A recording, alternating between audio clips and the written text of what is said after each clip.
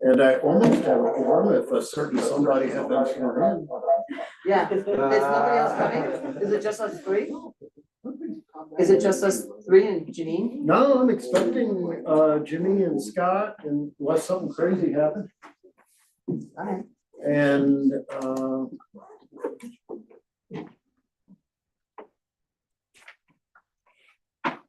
wow, somebody's fast on the nameplate. You know what? Wonder did a very good imitation. That is not the real McCoy, but it's a darn good substitute till I get. That is outstanding. Chris, how are you?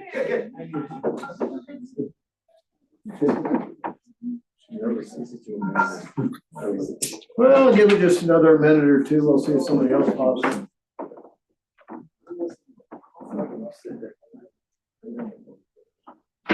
There he is. Oh, yeah. You know, the work session is always very informal. Yeah. Hey, Jimmy, how are you? Hi, Janine. How's it going? Ed, how are you? Hey, Chuck. You know Janine? She's on council now. All right, and we have a quorum. I would like to welcome everybody to the January 22nd, 2024 Idaho Springs City work session. And as we look at the items, just would like everybody to know, it looks like we have 6 items. We indeed only have 5 because we're going to table the parking fee in lieu. We will kick it off with the Public Works Facility project update. Welcome our friends from JVA. Hi there. Folks, Paul Crane, City of Idaho Springs Public Works, if you haven't met me before, so just for new folks. This is Nathan Scalick with JVA. He's the project manager for the Public Works building. And Kevin Tone. I'm sorry? Kevin Tone. Thank you, Kevin. I don't see you often enough. There we go. I recognize the voice. I know you've been a champion for us there with our contractor. So where we're at with the Public Works building, this is partly an update on this and an ask to increase some funding on our engineering side. So the ask is for an increased amount of funding. This had to do with both JVA and project management and having to extend that project management out until June.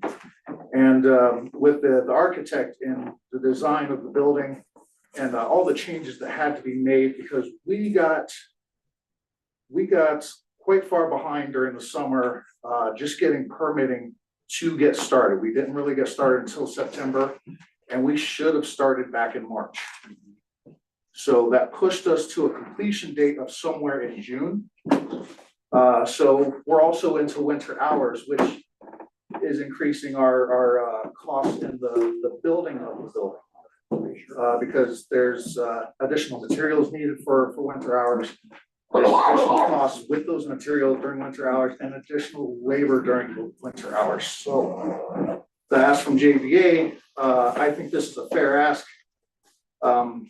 We're exceeding their original contract, and this is to help keep them on board to the completion of the contract. Thanks, Paul. Really, a lot of this, folks, was to deal with our structural engineers. We kind of changed the metal building a bunch and made a bunch of changes on the design of the building. And the architect has made a bunch of changes over the course of this project. Many of the ideas that came from the contractor were to save the city some money in the long run. But it required us to get back to the drawing board with a bunch of redesign to kind of deal with some of the changes to the building. So that's all incorporated into the discussion. It's still going to be a savings to the city, but with that, we need to ask that it's also balanced with some additional consulting fees to deal with the additional changes to the project. It was pretty well outlined, I thought, in the packet, with the moving of the foundation wall, the 10 foot of, bike, path that ended up. Bike path had a little Yeah. impact on us too, yeah. Right. Council, questions? Just going around the room. Scott, Jeremy, any questions? No. All right, Lisa? No, I'm actually good.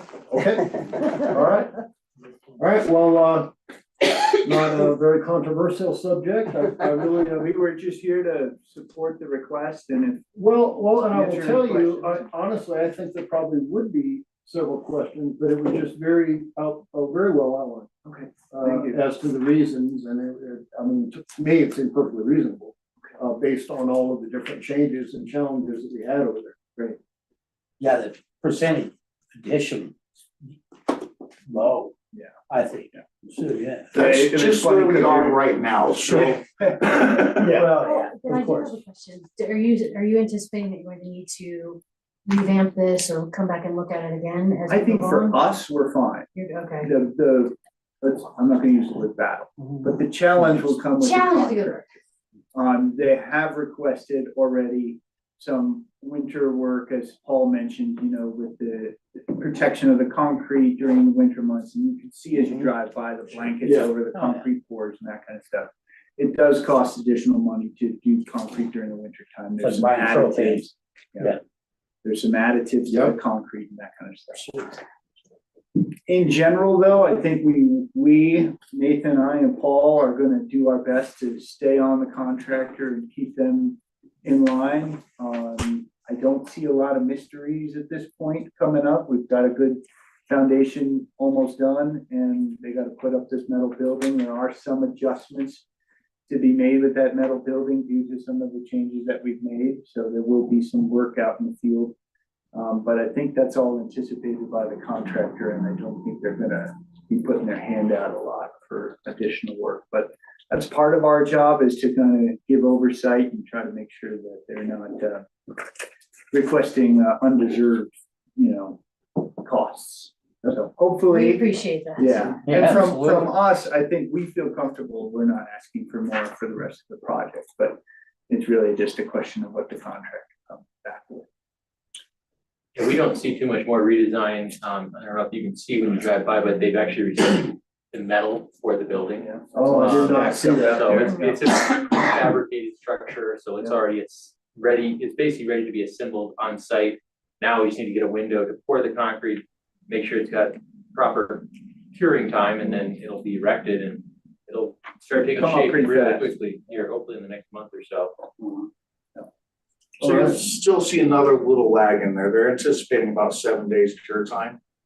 Once we get the wall form completed, the concrete poured, now we're at a 7-day wait.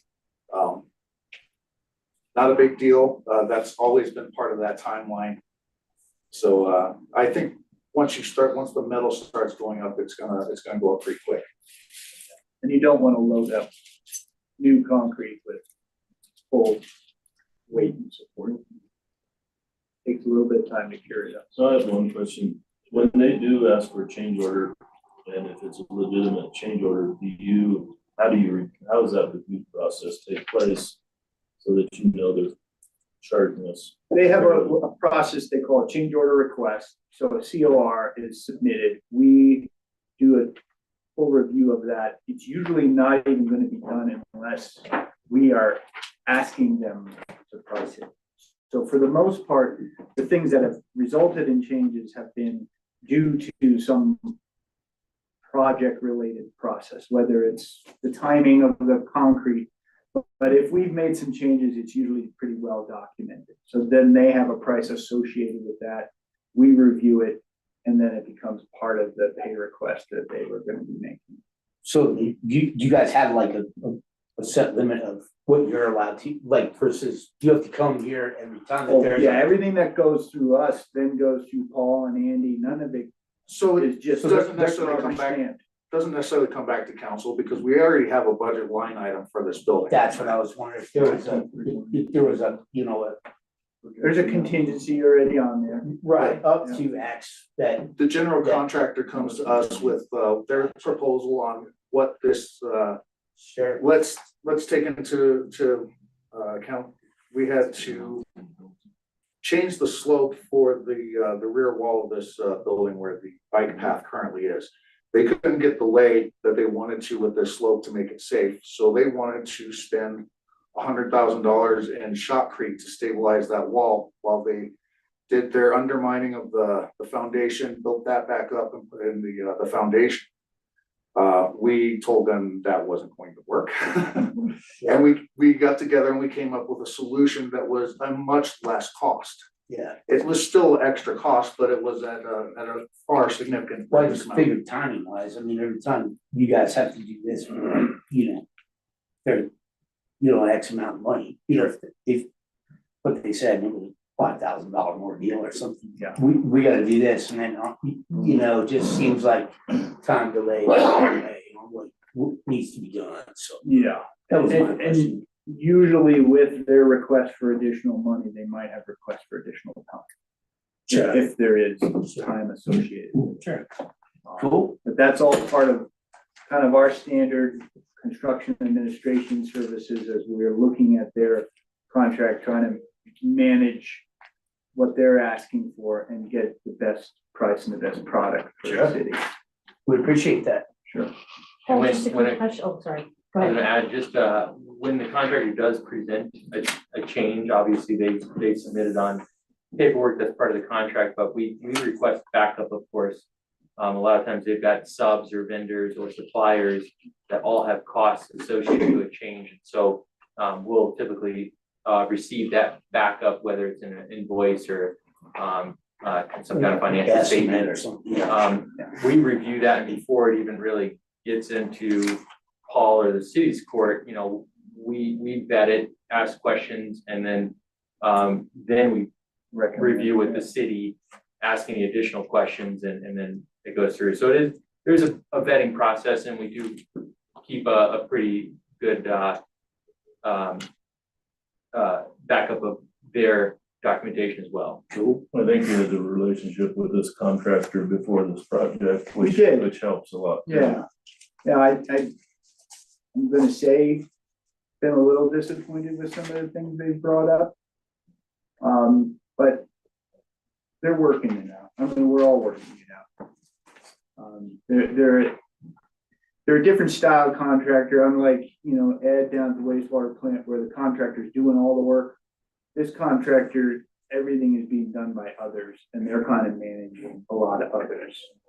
And with that is just an inherent, you know, they're kind of going like this a little bit more than I'd like That to being see. said, is there a person on staff, is there a person on the project at all times, or is it only part of Oh, the yeah, time? they're Full-time people, superintendent. people superintendents and managing the project from the contract, from the general contractor, but as general contractor. And I know the police team is thinking about construction manager at risk, but I think a lot of that comes down to an evaluation of how much the contractor is gonna self-perform, is what we like to use the words, versus have a subcontractor do the work. I think it's just the nature of the beast with a building as well, Yeah, a lot of. With a pre-manufactured building, a lot of that is done by the Subcontractor. With the contingency, have you utilized a lot of the contingency? I wouldn't say a lot of it, but we are definitely eating into the contingency right now as its projected cost is right now. I don't know what the final cost is gonna be at this moment, but those numbers that I gave you in the packet, that was a projected cost. Okay. And we're still looking for areas where we can save pennies, but we're still spending dollars. All right, any further questions? Well, thank you very much for coming and giving us an update. Really appreciate it. We will move on to the next item, near and dear to. Yes. Yep, Yeah. thank you. Thanks, Thank guys. you both for being here. Happy New Year. Happy New Year to you. Yeah, thanks all. Happy New Year, and thank you again. That's right. Yeah, sure. Next item, near and dear to our heart, police station design and engineering. Chief and Ted, welcome. Yep, so I see that it looks like they're successfully logged in. Oh, yeah. If you guys don't mind, I'll just give a kind of a little quick history or background just for our. I think new- that would help, yeah. I won't go into too much depth, but so the city obviously, we have not, that I can find in our history of the police department, had our own police department building in the history of the city of Idaho Springs. So let's just throw that out there historically. For a while, the police department was housed in the basement of this building, a lot of people know, and then moved to the CSP owned or state owned building on the far east of town. And that's basically 2 double wide trailers put together. It's a bit small. There's a number of things that are lacking. We don't have any review room. We don't have any place to train or do any sort of training. It's not gonna meet the needs of a police department as far as best practices going forward. So the city had an opportunity to look at purchasing the citywide building, and that was in, if I remember right, July, and went ahead and moved that direction and purchased the building. And so it's a great building. I think it's got good bones. It's not designed, it's very public, very open as a bank. And in our profession, we need to kind of have both. We need to have public and open, but then we also need to have student privacy, confidentiality, investigations, things of that nature. We need to be able to have a secure part of the building. So with that, in August, we went ahead and looked at doing a remodel. It's back in August 23. And then in November, we had our first, I believe that's when we finished the programming and planning phase, where we looked at what are the needs and brought that to this group to say what are the needs, and so that folks realize the direction we were headed. So we are now at a point, and was mentioned before, we would like to apply for a DOLA grant, which would give us a matching grant, so a dollar for dollar grant. And in order to do that, we really need the support of the architects and the engineers to get us to the point where we can have an application that is worthy of submittal and has the potential of being approved.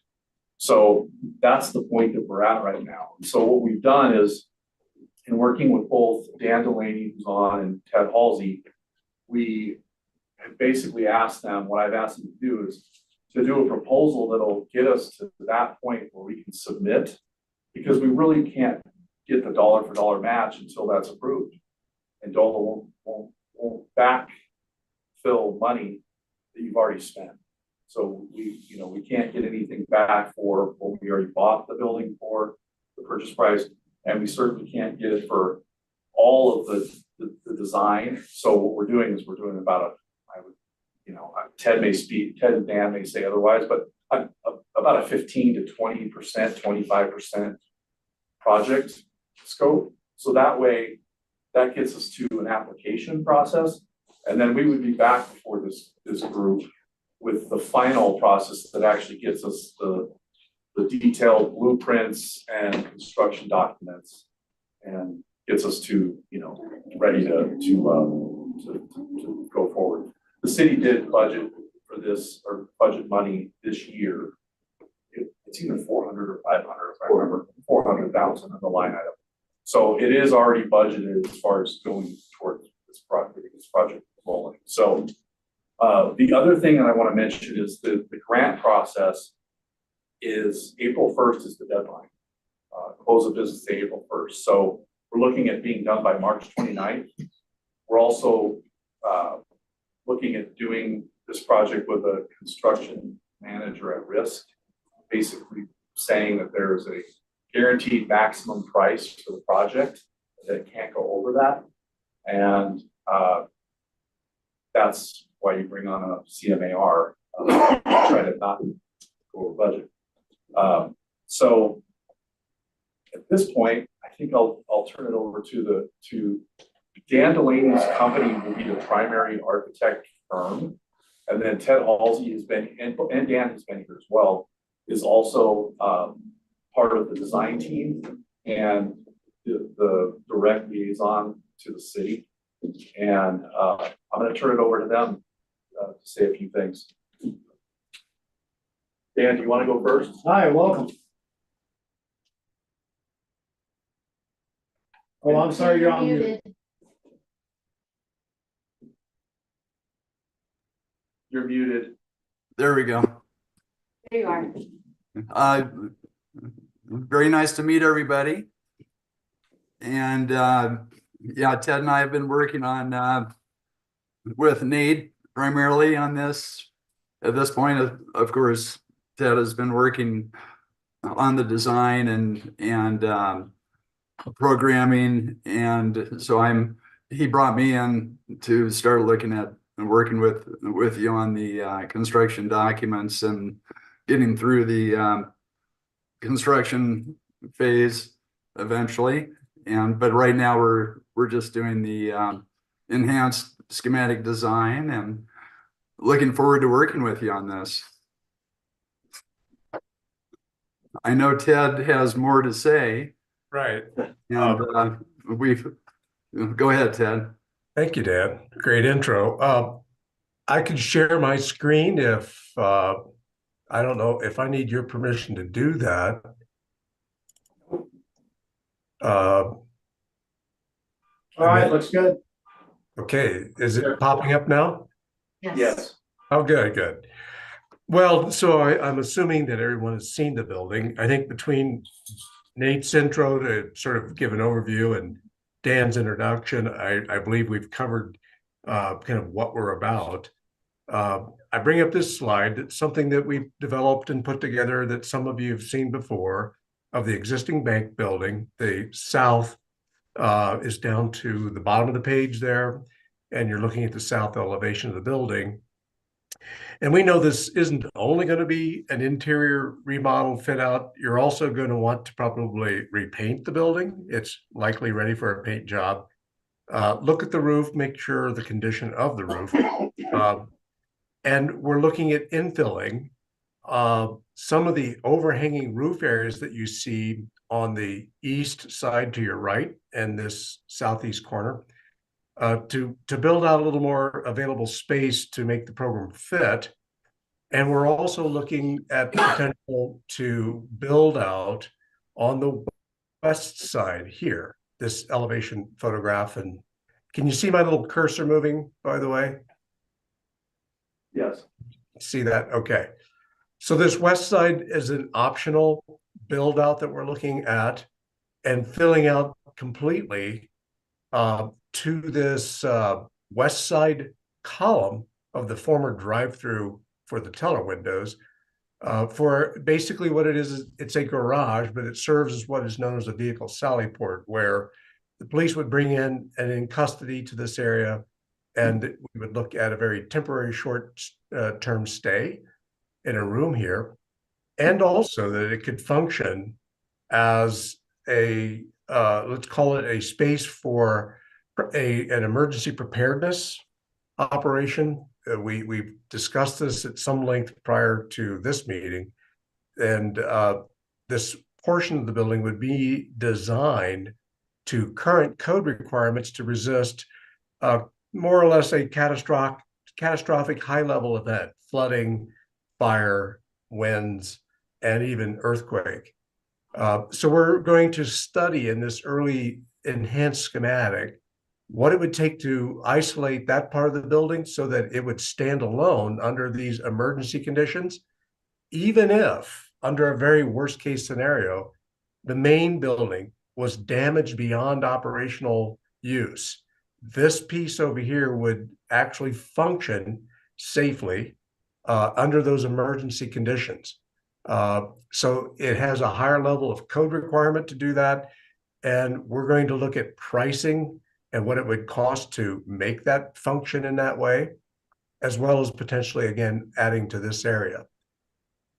What I want to quickly pull up here is, again, where the interior fit out sort of falls into place. Some of you have not seen it, so very briefly, the main lobby entry would be here on the east side where it currently is, but we're bumping out and expanding underneath the overhanging roof here and on this corner at the bottom southeast.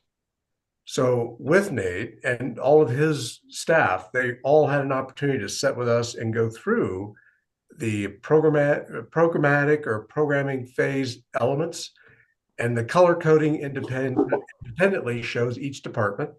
And we basically have these little bubbles that we place each office or a kind of open office area environment for officers, break room, admin entry, that sort of thing, into the box of the main building, which also increases, if you will, into this existing space, but potentially out into this area in between this west bump out and what is the vehicle sally port or the existing roof. So this potentially becomes about another 250 square foot addition that we're going to look at opening up the wall of the main building to some degree that would allow us to create a kind of alternative plan or a secondary plan with expanded use of space.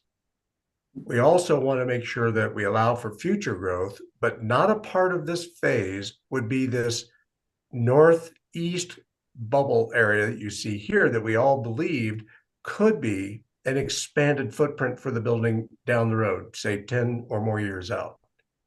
So that's basically our charge, and we've put together a fee to do this design, and it would include these bulletized number 10 list items that you see with these east and west additions, reuse or replace of the HVAC system, which we think it'll be the latter. It'll be a replacement.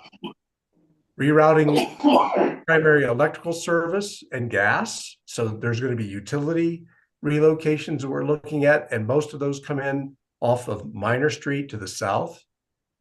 So we're going to remove the drive-through islands that are here for the former teller operations and raise and elevate that slab, which is currently lower than the main slab of the building, raise it up to roughly the height of the main floor for ADA, the handicap ease of movement between the two buildings. And that requires regrading and rebuilding the slabs north and south sides for drainage. We talked a moment here, I just mentioned the east and west expansions. Again, we'll look at a future expansion on the west side at this stage. We know from meeting with DOLA, the Department of Local Affairs, that photovoltaic systems, or what you would commonly call solar panels, are a real key element to their funding a project like this. So we are looking at putting photovoltaic or solar panels on the entire roof of the vehicle sally port, and we have to study the structural loads that would go onto that roof and the capacity of the existing system, plus separating it to become what is called an essential facility for emergency preparedness. We also have looked at this east side and know that the pavement through here is not in very good shape. Plus, by the time we build out on this east side, we're going to tear up pretty much all that paving area. So we're allowing for new pavement on the east side up to the parking. And we'll do a little bit of sort of reconfiguring the way that the parking does work. And there's a trash container and fenced area up here. So we've got some money for site work. So re-landscaping that space. That is what we're all looking to do and start based on a schedule. Let's see if I can bring this up, that I've updated just a little bit here. I'm going to just keep moving quickly. The topographic surveys, which Nate, I believe, are in place, if not already complete, or Andy, I'm not sure where we are with those, but we really need to get those done this month. If you have any comment, feel welcome to update. We know that the DOLA grant and lead requirements are something we need to establish here this month. We've been already working toward that, but we want to sit down one more time with Mr. Todd Leopold, who is the local administrator for this region, to go through what we're preparing and that we're on track with what he will expect to see in the way of drawings and cost estimate. So this schematic design that we're looking to do, we are more or less started. We have a pretty good idea of what we're doing here, and get through a front end survey of the building. We're going to have to come in to the building and do some tearing out of the walls to find out what is underneath the current drywall, what kind of insulation, and probably enhance the entire shell of the building to bring it up to local or current energy requirements. And we know that DOLA is going to require that as well. So energy is a big part of this study and bringing the entire building up to current energy codes. So we know that the DOLA application is April 1 and have structured our services to start here February 1st. And coincidentally, the construction manager at risk selection process starting at the same time, so that we get them on board by March 11th. That's a key date, we think, in order to give them 3 weeks to become part of the team. They will look at the building and the areas that we've opened up that we think are critical to the design, so they have a chance to look at that and inform the last stages of our design process. We know that they may look at some things and suggest we maybe make some slight alterations to the design or things that we are proposing that could be done more efficiently, more cost effectively. We really want that input. And then all of that is going to be created into a final cost estimate that they separately submit into the package that we would deliver by April 1st. What that would mean for us is the design team needs to be done on March 29th. That's a Friday. And then we would submit at the very latest on Monday, April 1. So if you look at the calendar, February 1 is really coming up quickly. And that all this front end work that we were talking about needs to be in place so that the contractor's on board and gets us the cost estimate for our package. That's very, very quite important. With that, we think that the final design phases would start probably late spring, and throughout the summer, we would be working on the remaining packages that Dan mentioned. We've got to do design development of the enhanced schematic. That means at that stage, we're plugging in the higher level of detail, refining the layouts, and then getting another cost estimate that leads toward a guaranteed maximum price, which you see the CMAR GMP here, and construction award sometime, we believe, in the late summer for a late summer start. We suspect that it could push into the fall. We'll see how smoothly things go. The DOLA application and award should again bring money to this project sometime in June or July, probably July. And construct this through the winter of 2024. Maybe we are doing what's known as the punch list, into January, February or so, this time next year. And that hopefully a building occupancy taking place in the spring of 2025. Ribbon cutting and the mayor out there with his giant scissors to open this thing up. So that's the overview, Nate. And I think what I could do is turn it back over to you at this point and open it for any other questions.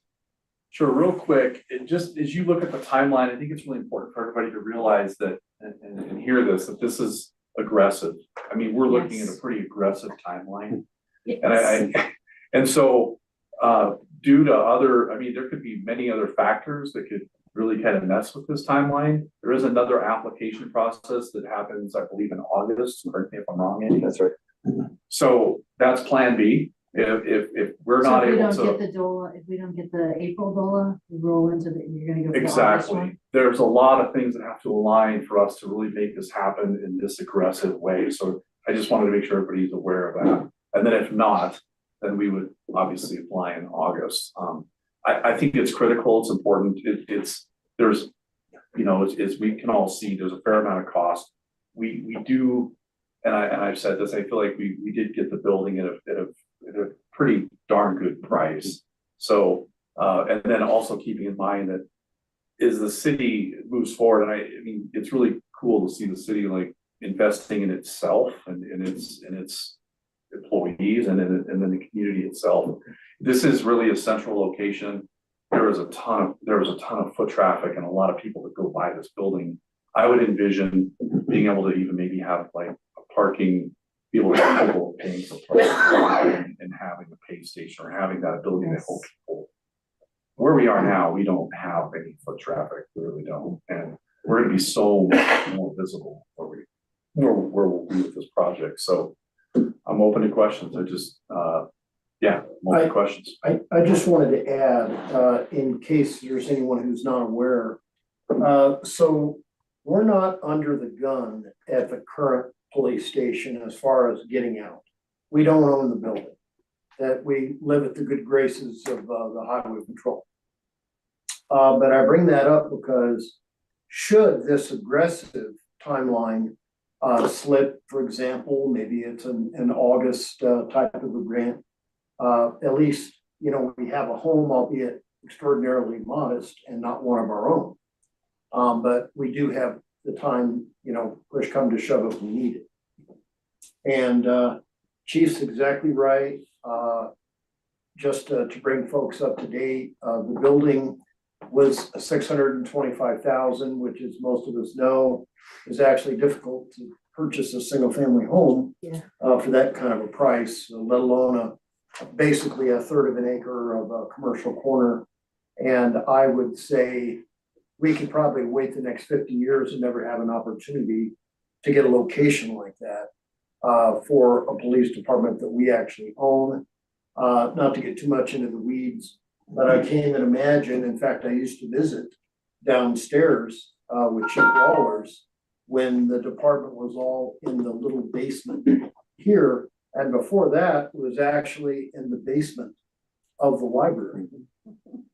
So we've come a long ways. I think I'm not exaggerating when I say this will set us up for the next 60 plus years. And I know we're all looking forward to it. It's a big step.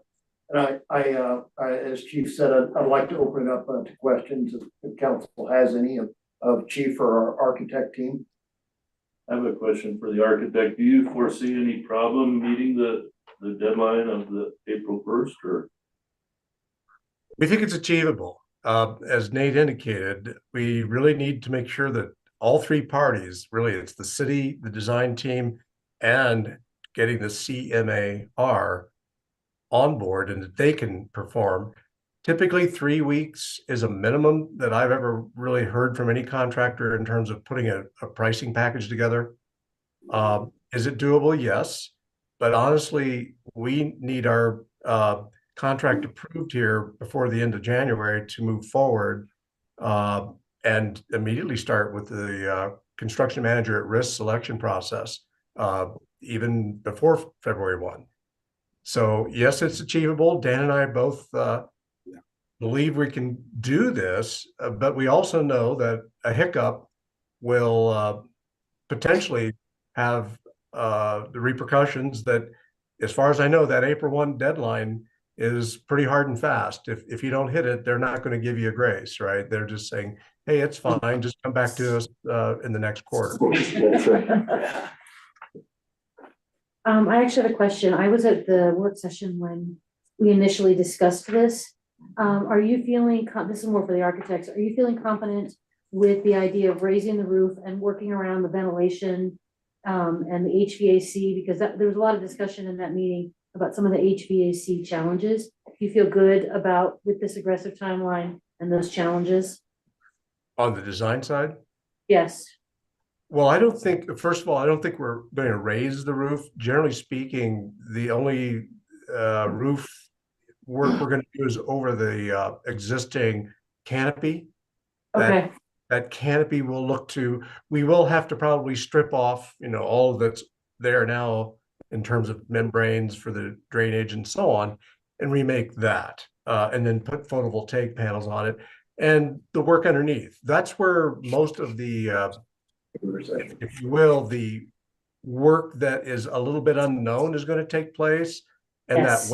The west wall of the building as well. But yes. What we do at this stage is we're putting together at a schematic level enough information that a contractor can look at it. Again, they can see the building. That's the beauty of this, really. There's an existing building, so they can look at this and help us to make some valuation decisions about how do we hit our budget, or where could we maybe spend some money, or where are we smarter about spending the money we have? That's the value of a contractor on board. I've asked before of Andy and the mayor, it would really be great if this were solicited to the smaller contractors, and how far we think we can reach, or where do we reach out to get the local contractors as opposed to, let's say, Denver contractors. Thank you. Is that west wall, chief, is that concrete? I actually can't answer that, I don't know. It would seem that, for a secure man. I don't know. Well, we did kind of giggle, and I think many of the people in this room have heard this. The vault itself, as we know, is not a solid vault that was in that bank. It's drywall and 2x4s. So once you go up into the roof, into the ceiling, And a vault door that looks. you have a door, but That thing's cool. the vault itself was not, It's like studs. Wow. Block. Huh, Block was stuck in the really? originally. I was gonna say that, Gas. probably, yeah, but probably a huge savings, which is super tough, like, they did at the Pentagon was, they just Linex it inside and out. And by the way, Ted did tell us, it's not the end of the world if we did have to move that for some reason. That vault. Because it isn't, like a full-blown, steel reinforced concrete vault or something.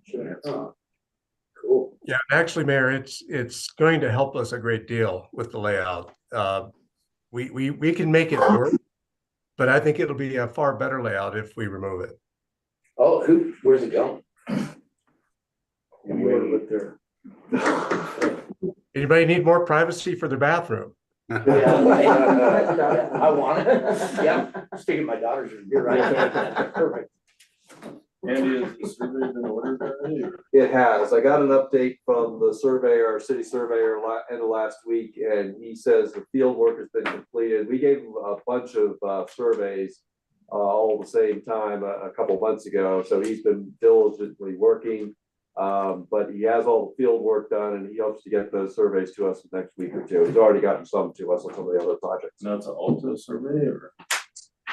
Oh, Alta is quite extensive. no, this is a survey that would include the utilities and the main features on the property, utilities, those sorts of things. So Andy, that's a topographic survey. yes. And then Yes. the other big question coming in from consultants is the property at the retaining wall. On the west side. Yeah, but that survey is sufficient for them to get started. Yes, But they- now if they need some additional features added, our surveyor can accommodate that, But it won't hold up progress. No, again, we hope to get at least the basic survey to them here shortly, and then see if there's anything else that's needed. Curiosity, whose retaining wall is that? Right, is it the house or is it the banks?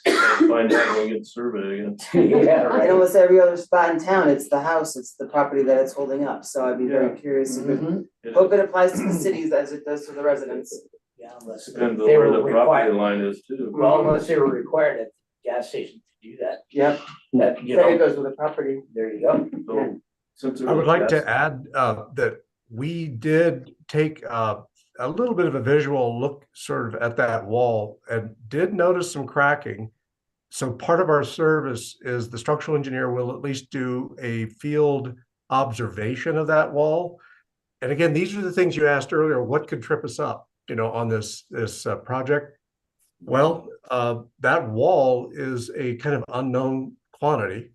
That's why, first of all, who owns it? And it stood there for a long time, we know, but we want to make sure that this wall is not in some way in a condition where it might need some additional shoring or something.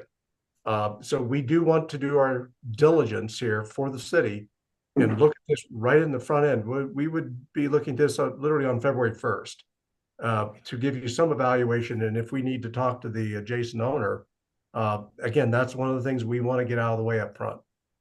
It'd be sad to see windows aren't go away too. Yeah. Tell them they gotta No, I fix that don't wall think for that, us. yeah, it's a great piece of history. It is. It is, it's a great, I love that. Yeah, and that was, yeah. that Well, was it's one- everybody's best interest to when- keep the wall there at whatever, Yeah. whatever we have to compromise or organize. Since that site was a gas station, what are the environmental concerns?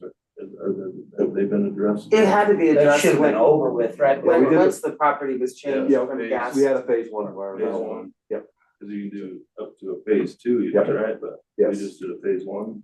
yes, that's my understanding. But I think the bank did originally too. Yeah, they had to take the tanks out. but No, well. No, I meant the. They had to cover it when they bought it. Yeah, Yeah. they did a phase one. Correct. Yep. And soil disruption should be at a minimal on this renovation of this building, so. Yeah. Oh, that's true. Chief, did I hear you say that the interior for his offices will be open, you said? Is that what I saw on the, Well, it's currently open, and Right, but- that's actually the problem. well, the only reason I'm asking, I have a bunch of brand new big cubicles. They're really nice. If the city would like them, or we'll give them looking. I would definitely defer to the design group first to see what their ultimate plan is, but that's something to keep in mind. Whatever, yeah. Very generous, Jimmy, thank Yes, you. thank you. Yeah, sure. I mean, I got a couple, probably 300 square feet of them. There's 3 total that are huge. You know, Andy, Chief, I could speak briefly that we are looking at a four-person area, so 4 workstations that would be shared for I got 8 3. people. So They're yes, big. They're big. They're, I mean, each one's. Oh, man. I mean, from you to me, and there's 3 of them. They're big. And this doesn't take us to the final design. I think they said that there's another step beyond this, right? There will be. Do we have any idea how that cost comes into play or what that might be? Do you want to we speak have to a that? Ted? project, What's Never that? project, yeah. we have a projected amount that we know that we're gonna have to present to DOLA. Again, what the overall cost of the building are that includes the design cost. As you put the application together, we're looking to go right now for the maximum 1 million match.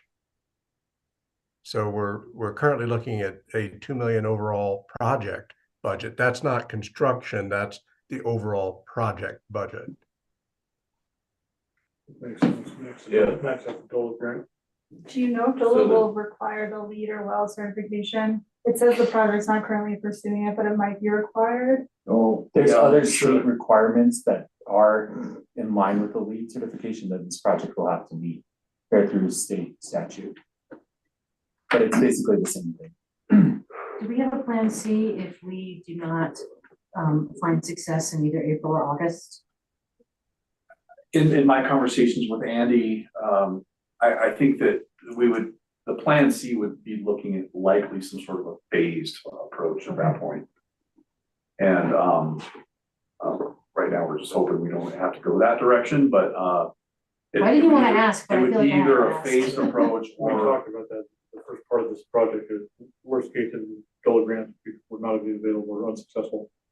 That it would be phased and there'd be must-haves to make it operational and then like to haves would be the following year, then it falls in from there as far as. Okay.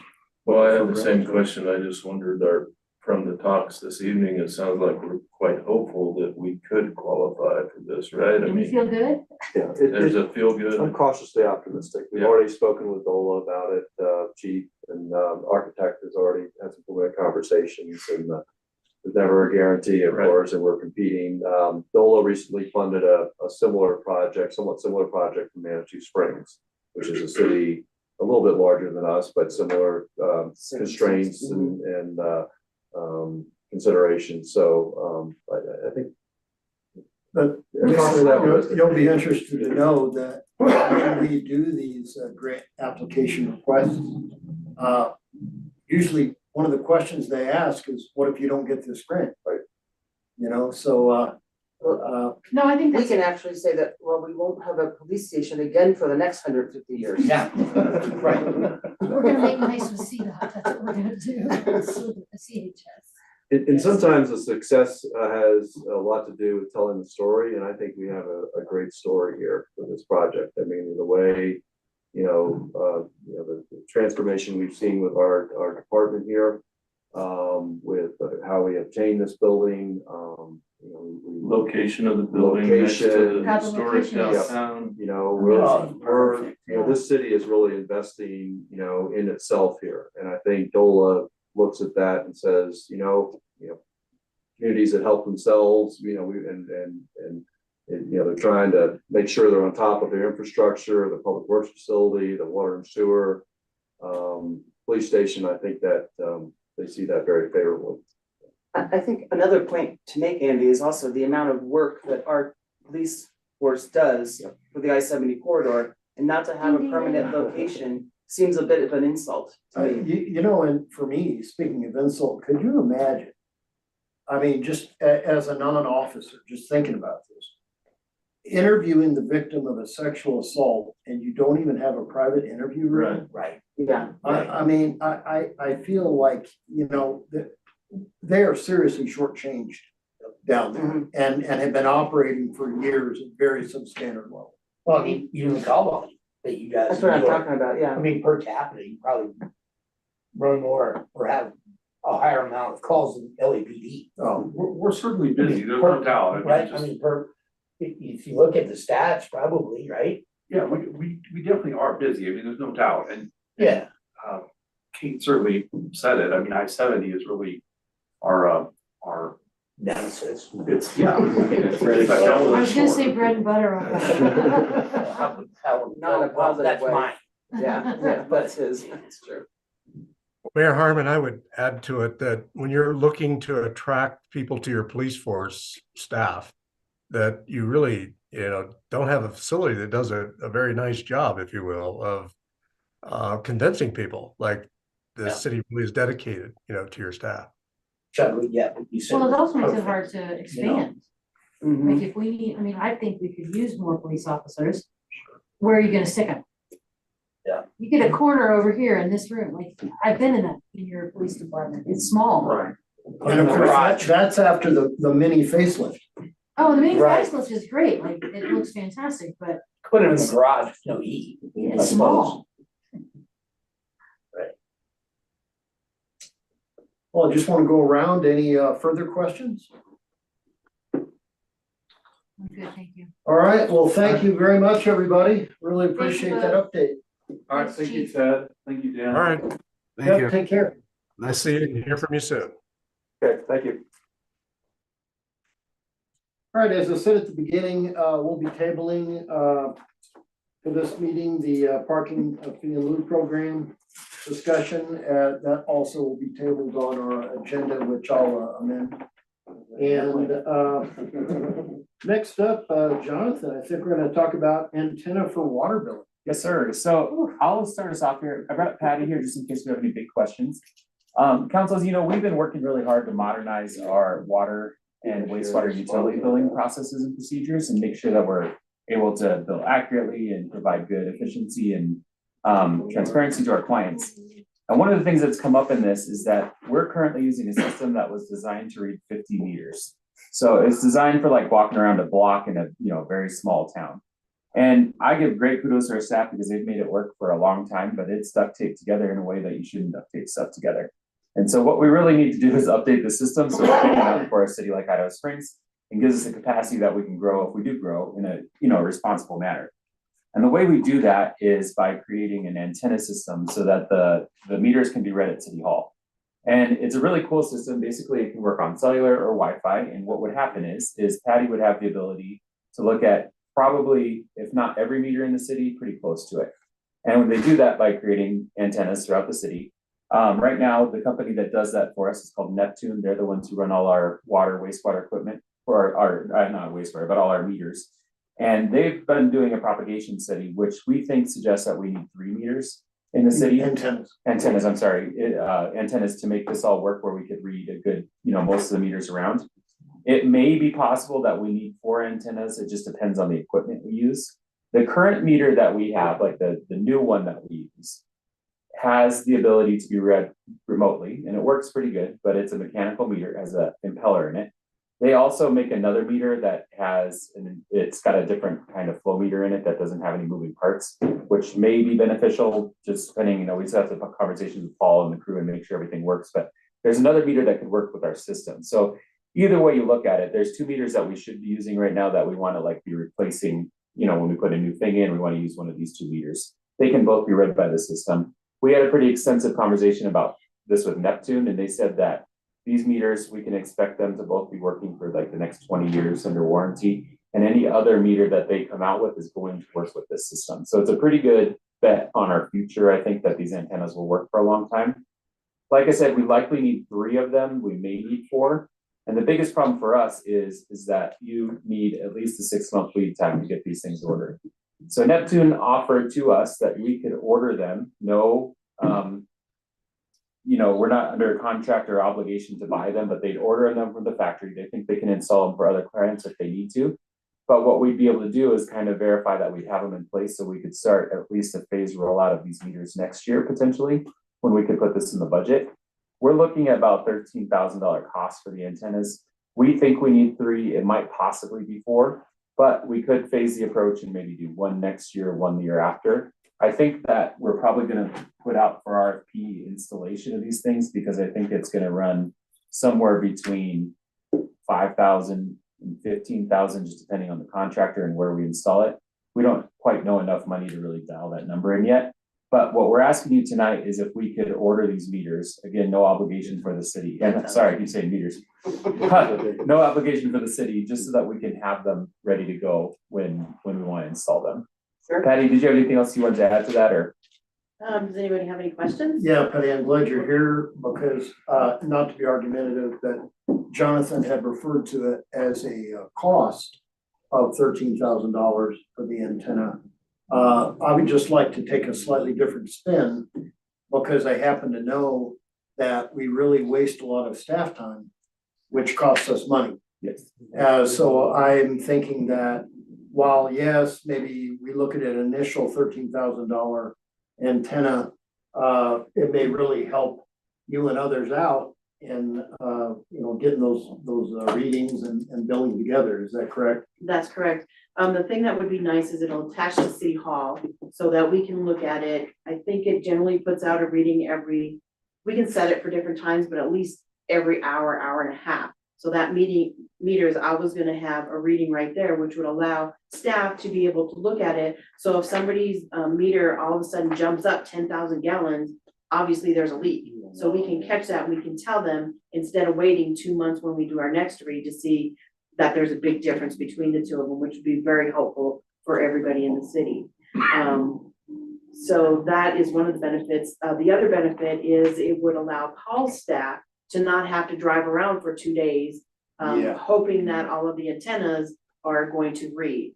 The system would also tell us if an antenna isn't working. If we don't get a read from them and we used to, then that would be where Paul's team would go out and check the antenna, make sure that it's working or it's not working, and we can replace that piece at a time.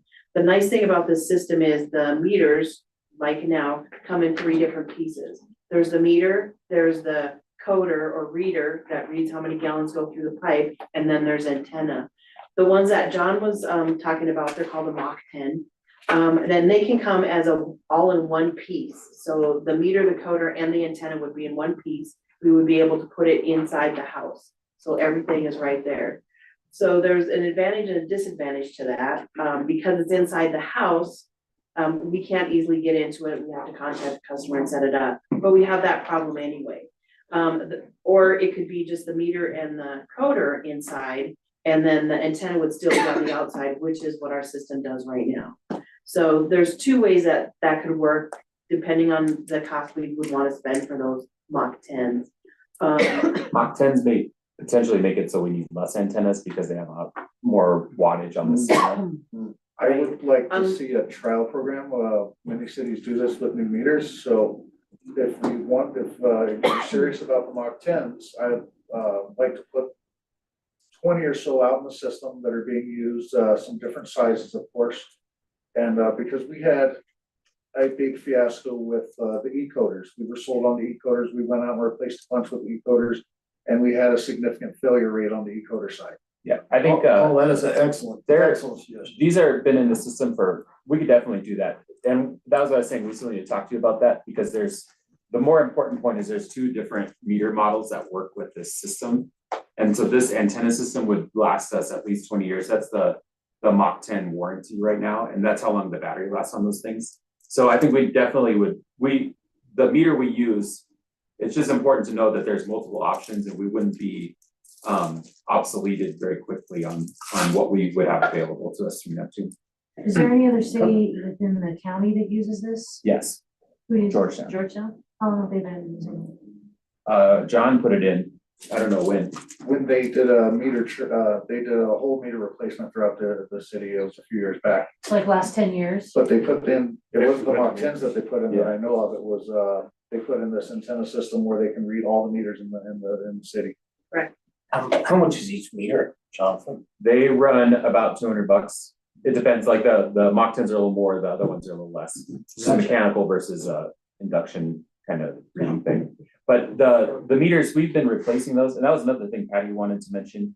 We probably need to consider a pretty extensive capital improvement program for our meters, because we still have some that they don't work the best in this system. They can work.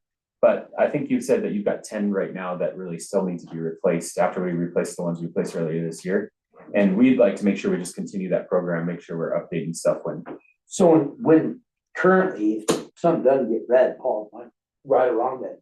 So is it just kind of become an average for like that particular homeowner Ideally, or something? So this could potentially save that all the citizens a ton of money, right? We would definitely know something's broken a lot sooner. So we read every 2 Right. months currently. We're trying to go to a monthly billing or monthly reading program.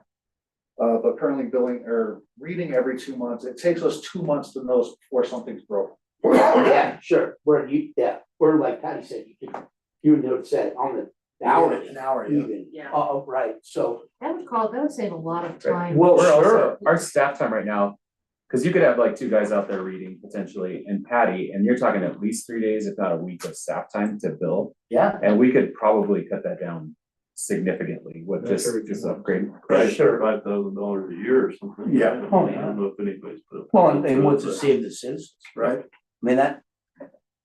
We still have like our belt system, it's called, like where you could go out to houses, they could have it with their guys, they could go read it if we need to. But then you're talking about maybe reading, 20 to 40 meters or something like that. And usually those 20 or 40 meters that you have to read with the belt, there's probably something wrong. And granted, it could be that it's just like in a pit, which we don't have very many of, and the antenna can't get that far.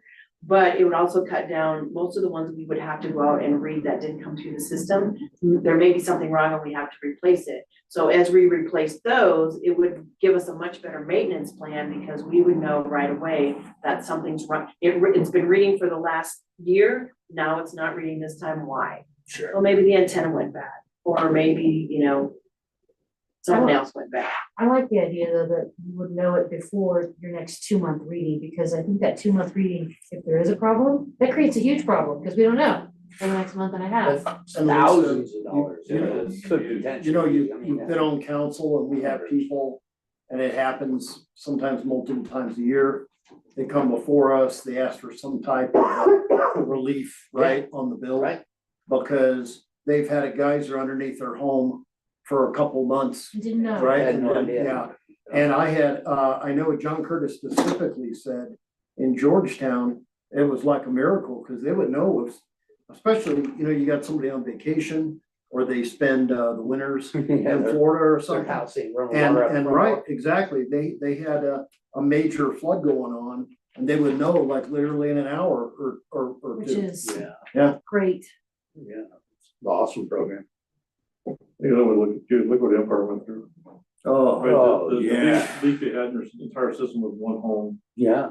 Basement was at least full, 2 doctors, still in there in the winter. Broken pipe, huge loss, the Yeah. cost to the town and citizens. looking for that leak and testing the system and all that was astronomical. They were without water for over. Yeah. Oh, yeah. Like, Exactly. Yeah, So for, if the you whole look at town. just that, and Indian Hills is going to do the same thing currently, yeah, looking for leaks in their system and their. saw that for on the those- their news this system. morning, So actually, yeah. even from that perspective, what it would save the city to be able to quickly identify. Do we have a leak within a home or not? If it's no, then Paul knows he's looking in the system.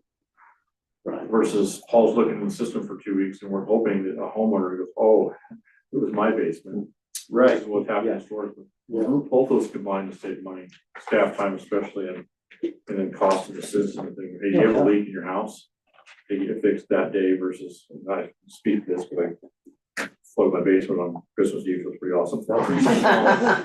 $3,500 later, I'll have. So, perfect example of that. But We just did the same thing, our house, we were going out to Fruta and got a call from Fruta and they said, you guys there, you having any problems at your house? I said, no. Well, you went from 2,000 gallons a month to 41,000 gallons. a month." Oh, my God. Yikes. a perfect example of saving Can we run it? citizens money, saving the city money, preventing a lot of damage. Yeah, saving the citizens. Yeah, that, There's a exactly. lot of It's toilets money like well that. spent if you do it. Yeah, that's huge. Well, I just It know would have been from, nice to know. yeah, no, but I also know from talking to 24,000 Patty, gallons versus 41. how much she spends, how much time and 22,000 effort she spends just trying to get the billing right. Like, Oh, the yeah. billing Just is, dealing with me, okay? It's a. you know, she did not name you specifically, Jimmy, she just, I know she spends a lot of time. Yeah, she did, Hey, you don't how have doing? She's to like, fib. you can't talk to me, I have 3 days of billing. We have discovered know. that utility billing has historically been treated as like a part-time activity at City Hall with the workload that's required. But as we've gone through this year, we've discovered that this is actually a pretty extensive job. Beefy job. Yeah, and it's something that I think we're pretty lucky that we've had Patty here and that she's been trained. You know, she's gone through a lot of trial by fire. I mean, pressure makes diamonds is what we've kind of found out this year. And she's done a really good job of that, but we need to make sure she has the right tools that Yes. happens. Because, you know, we found the same thing in payroll is a good example. That was costing 12 to 15 hours of staff time when it really should be costing 3 hours of staff time at most. And I think we can do the same thing here. It's really hard for Patty when we have payroll and billing on the same week and when there's other administrative tasks that need to happen because she gets stuck into these gaps where things have to happen and she just doesn't have the resources to do it. So this is going to help make sure that we are really efficiently spending our time and pointing in the right direction all the time, which I think would be great. Well, considering we also have a small staff, like we have to allow for them to be as efficient as they can and not get Sure. bogged down. Let me ask you this, because you're like the grant guru, are there infrastructure grants that could work for this? Yes, Okay. I think that I might be able to find something. I need a little bit of time, but I do believe that we could cover it. Jonathan will find it. Yeah. Just look out. But I do think that that's We a put possibility. infrastructure in front of anything in that. We actually went to an infrastructure summit last week and Andy and I were doing a presentation about the mobility hub. But there was a infrastructure program that I think could fit this. So Oh, good, we just need to look into it a little bit further. excellent. Any further questions? Paul or Patty, anything else? Yeah, I want to thank you both very much. Mayor, really Yes. quick, is it okay if we go ahead and order the 4 just in case, knowing that we're not obligated if we don't need? I would definitely order for this because Yes. Okay. we're gonna Before. find, we're gonna have dead spots. Okay. We'll be able to get the majority of Idaho Springs proper with free antennas. It's, Highway 103, I don't think we're, because we have 3 miles of homes up Yeah, I there. think Yeah. that's where the fourth antenna is gonna pay Yeah, off in staff time. I think we'd Read all be those better houses. served with that, maybe, in a, I don't know how well, Virginia Canyon might pick up or, Montane Park, so those would be other locations that a fourth antenna might work better, and we'll continue to have to, do a driving routes of, Highway 103 to pick those up. from that word, most of the usage complaints come from. That was 103. It's because they have a different rate. Right, yeah, right, understandably, but yeah. All right, council okay with ordering of the antennas? Yes. Yeah. Okay, all right, very good. We will move to the next item, which is the new website update. Also, Jonathan? Mayor and Council, you guys approved our new website right before Christmas, so thank you very much. We have gotten a lot of the beginning work done with Civics Plus, who's going to be providing the website. We had our first kickoff meeting last week about how we're gonna try to move super fast on this and make sure we're effectively having a website hopefully by March. The first piece of it is largely complete, and that was looking at the police data on our current website. It looks like that's gonna transfer over pretty easily, no problems there. We have a couple of design questions. The one specifically I wanted to ask you about, I don't have an example for you. This is just kind of a hypothetical situation. Some websites, like when you get to their main page, they scroll, and so you can scroll down and see a calendar and things like that. Downside of something like that is if you don't know that, you miss stuff. Other websites don't scroll, and they have buttons similar to our current one, and they have models that do both. And I'm kind of leaning towards having a non-scrolling website on the very front page at least. And what it would have is it would have a press release thing, so you could put any like big news thing where it'd be front and center, buttons, the different really important things like our calendar, all that kind of stuff. But it wouldn't be a very big front page. It would be kind of limited to like, here's a really cool picture of Idaho Springs and information you need to know right this second. And then we'd have like links to all the other departments and things like that.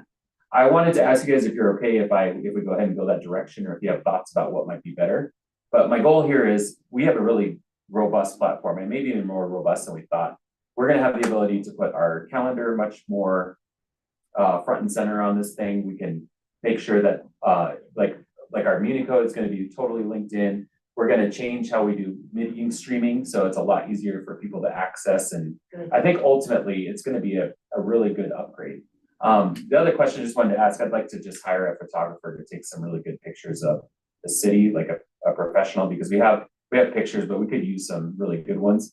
And I'd also like to invite council to think about whether or not you would like to have personal pages, or at least personal sections, where you could talk about your goals and things like that if you want. We at least need to have it like listed what council is. Yeah. But I just want to put that out there that we. I know you do. Yeah. I think I can get my point across without having to No, but have an admin page. I think it's important for people to know what your face looks like and see you. I think that people know my face. Okay, so maybe that's I'm true for 100% you, certain maybe they that's know. true for Yeah. you, but not for everybody. Just come to one meeting. There you go. I think pages, because right now it's not updated, but I think pages for all of us is not a bad idea. You don't have to have a picture. You can take a Oh, it's picture. not even that. I mean, I think that going forward, I think that this is probably the new generation going forward. I mean, not that I'm not computer savvy, I just think that when I want to make a Send her an statement, invite I on will- Facebook.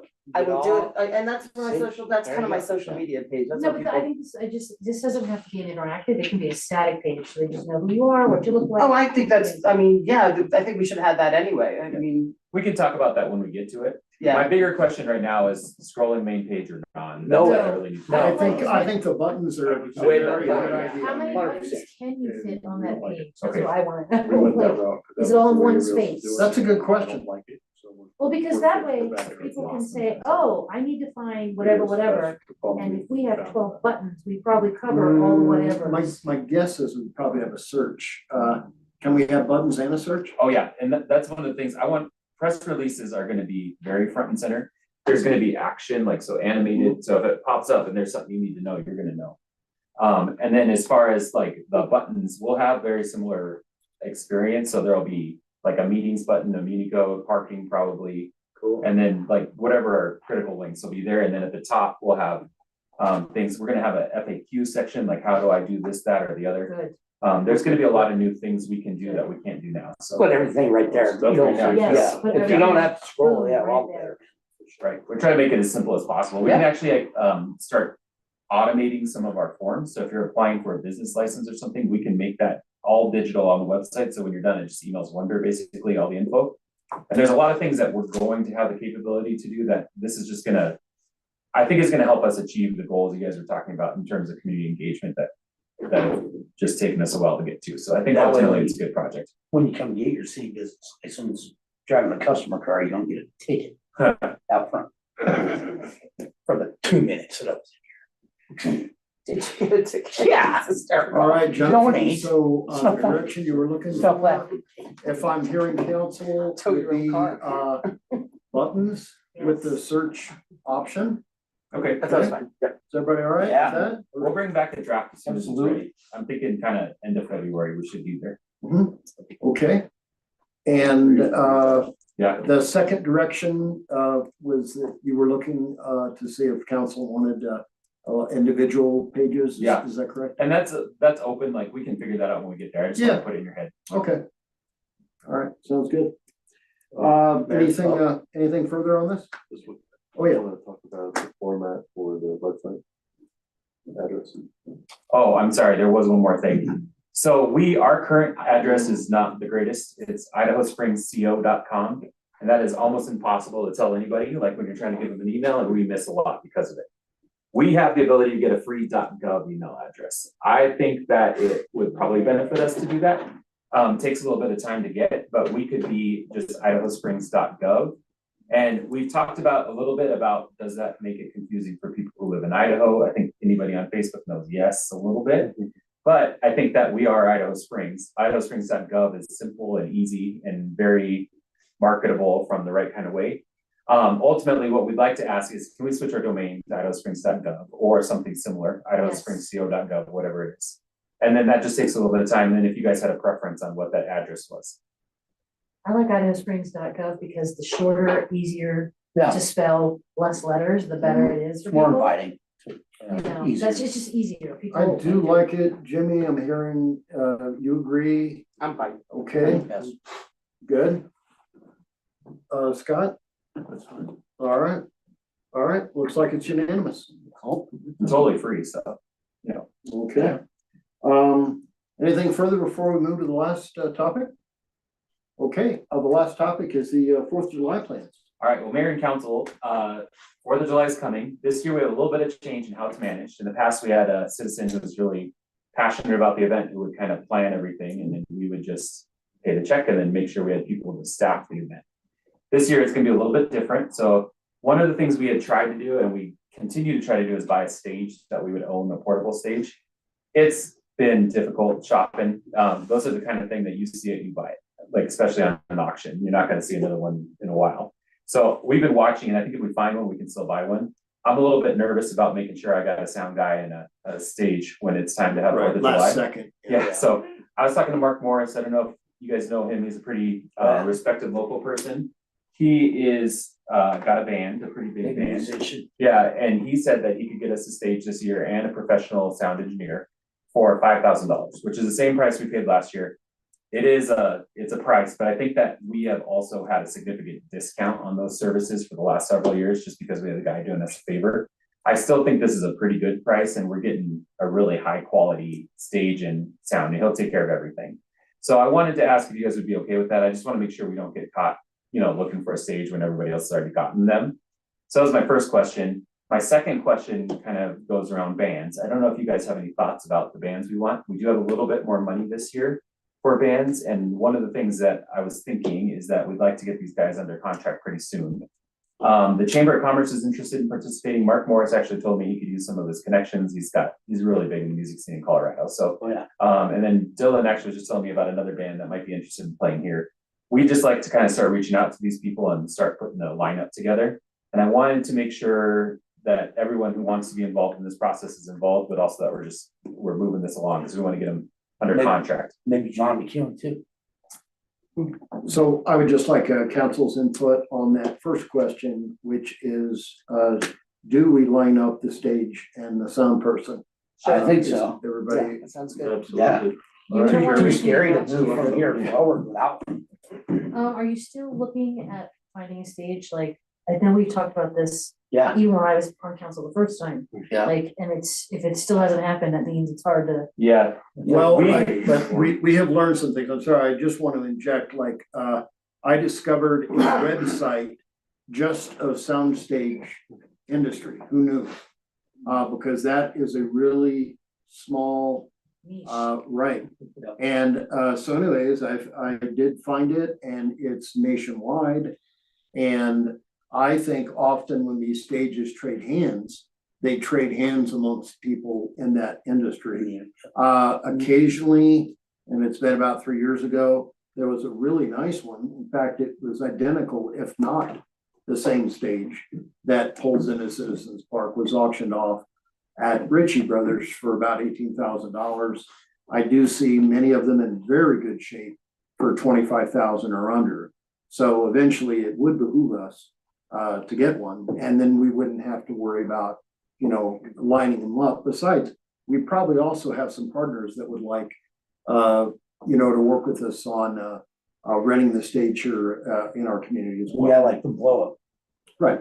thing at the rec center. for the kids and I stuff, don't you think know. it's a stretch when I say, this certainly would be something that could pay for itself. Yeah. In a reasonable, amount of time, and we wouldn't have to go looking for it.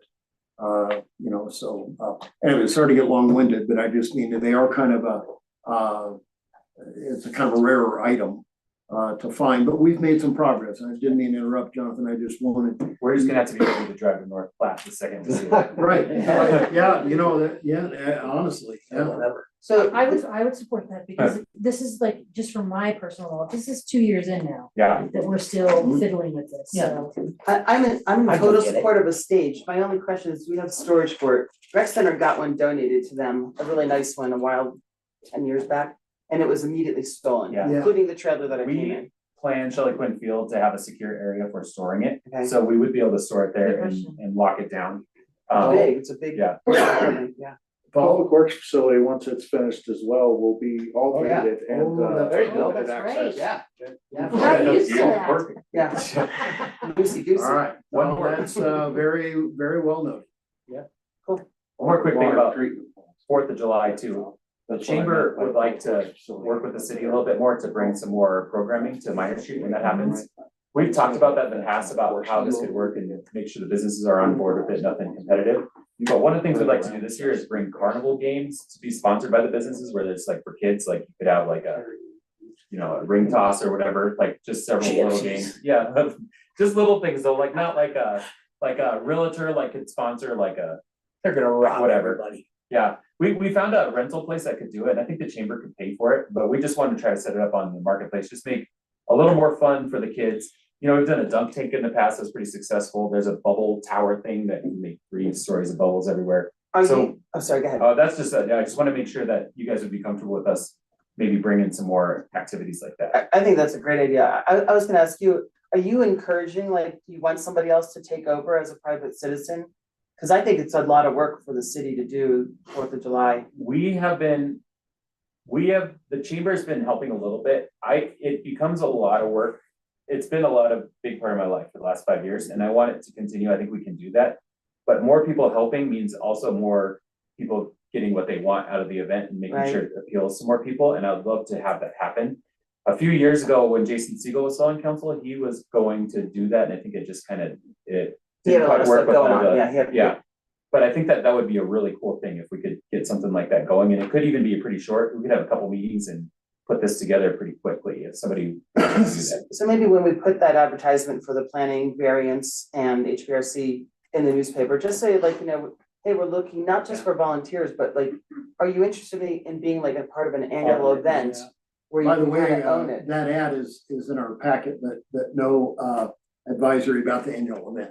Okay, I saw that, and I actually would like to share that, you know, Yeah, to the. wet noodle wonder. Well, and I know what's funny is, I mean, it's a huge topic of awesomeness for everywhere. I mean, you know, we're right up there with big city. With our 4th of cities. July, Yeah, yeah, 4th of yeah. July. Well, yeah, like big cities in town, you know? Like Halloween, everybody comes to Day, Idaho sorry. Springs. the 4th of July. Siri, Yeah. like, holiday in the United States.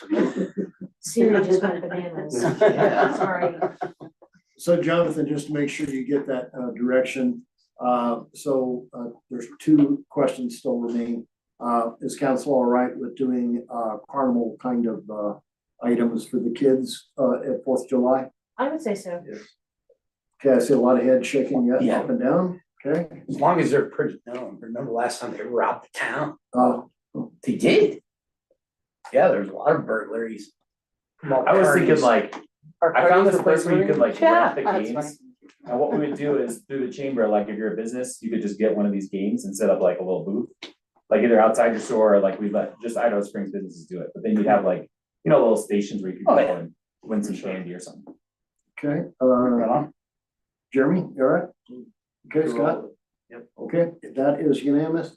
And the second thing is, do we want input to band selection? trust in the you guys. past, we have left that up to, But Mark's, someone who is very talented at the selection. yeah, because Mark's really into bluegrass and stuff, Yeah, right? he was saying he could bring some Americana bands. We've had good luck with like those cover bands that play at the end that just play songs everybody loves. And I think he knows the drill, like what we do here, so. I'm sure he knows John. So, I mean, his dad's in nitty gritty dirt band. I mean, if we could get them to play, I definitely. Well, I would ask Mark to talk to John. He'd probably talk to his dad to do it, but Is he still around? I don't know if John's still. I don't know, he played so much with him last year. I remember that up there. So it was awesome.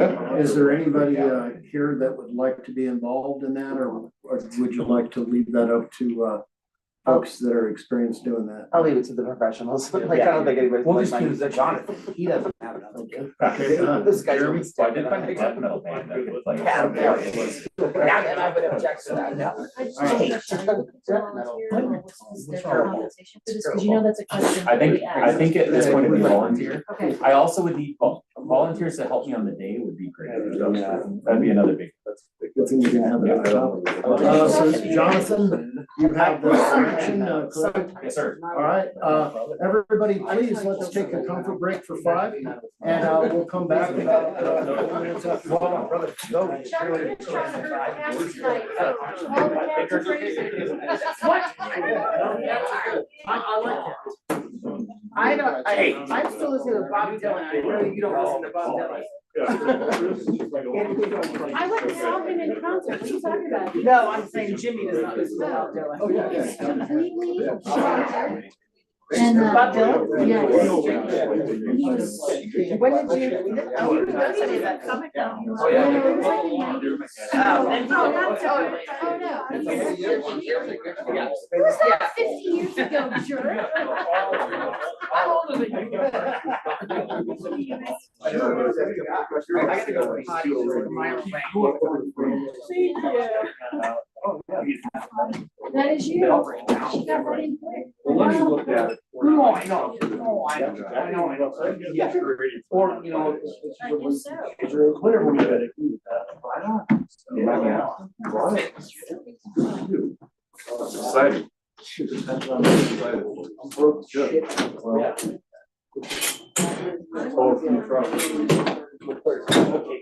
I'm just gonna put it here so we can walk behind the chair. That's a good idea. And they can go closer.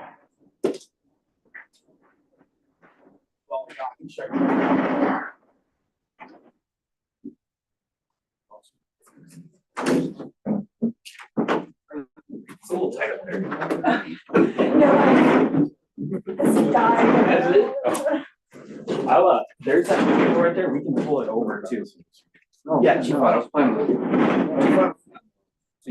I don't know what your schedule is or whatever, but,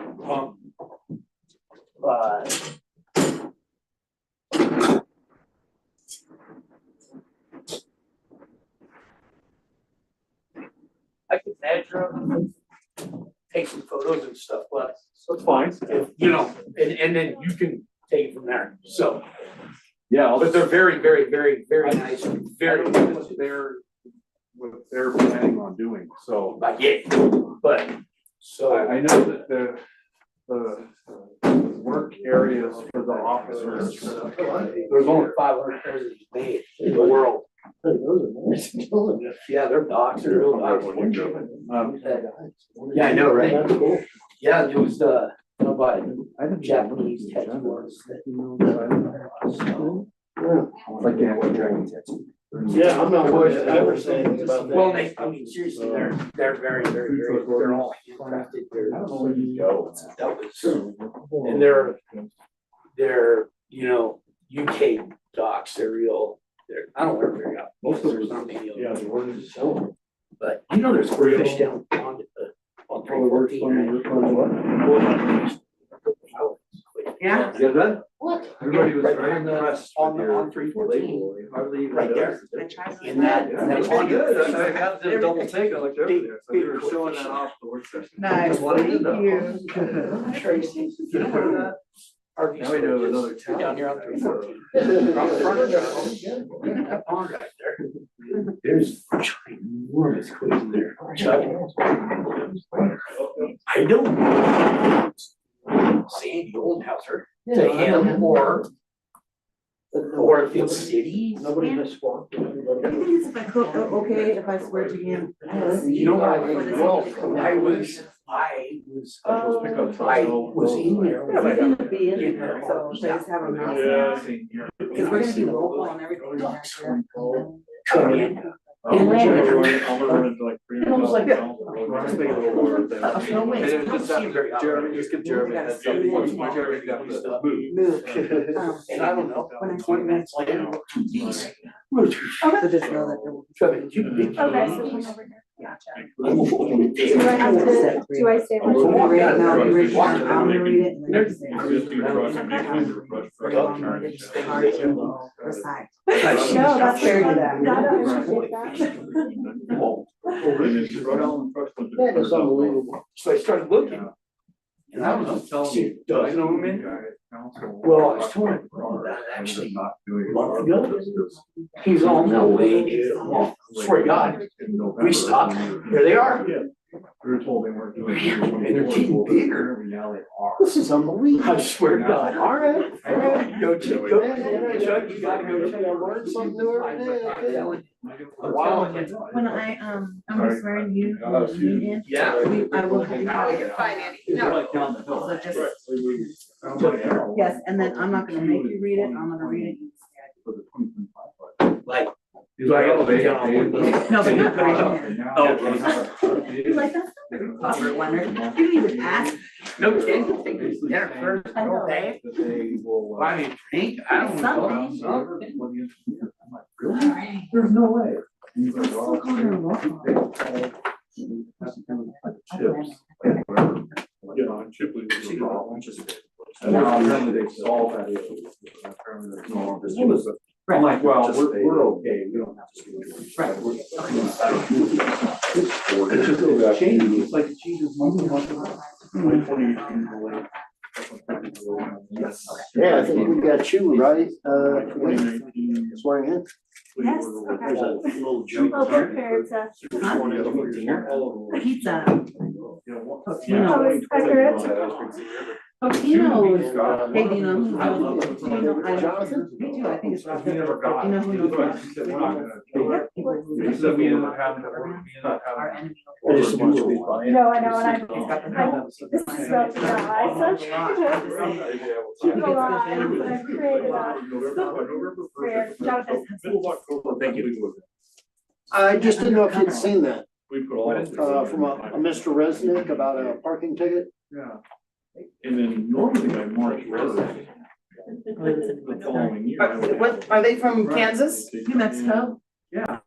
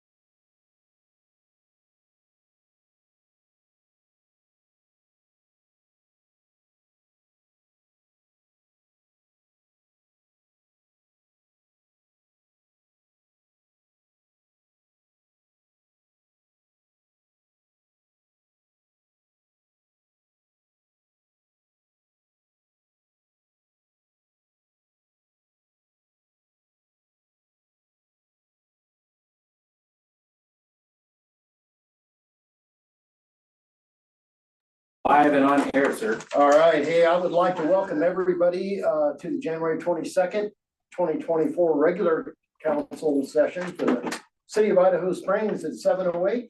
We'll call it to order. And we'll start off with roll call, please. Mayor Chuck Harmon. Here. Jeremy Jones. Here. Janine Mariani. Jim Clark. Happily here. Scott Pennell. Here. Lisa Manifold. Here. Kate Collier. Here. All please rise for the Pledge of Allegiance. I pledge allegiance to the flag of the United States of America and to the republic for which it stands, one nation, under God, indivisible, with liberty and justice for all. Thank you. Please be seated. We would like to start out with a swearing in of a newly appointed city councilors. So Janine and Jimmy, hop on down.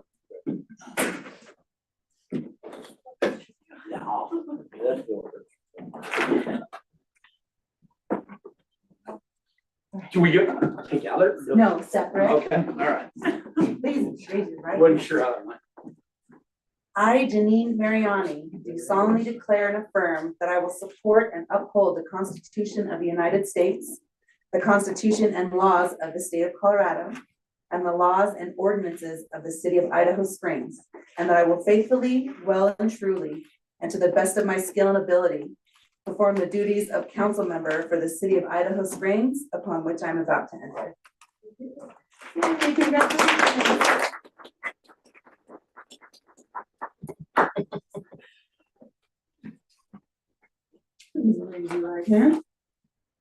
I, Jim Clark, do solemnly declare and affirm that I will support and uphold the Constitution of the United States, the Constitution and the laws of the state of Colorado, and the laws and ordinances of the city of Idaho Springs, and that I will faithfully, well and truly, and to the best of my skill and ability, perform the duties of council member for the city of Idaho Springs, upon which I'm about to enter. I do. So, congratulations.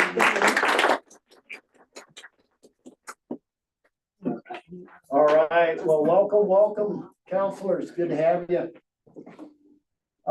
We do have an agenda before us, and I would like to make a motion, and I would like to amend the agenda to reflect that under ordinance first reading, number C, ordinance number 4, series 2024.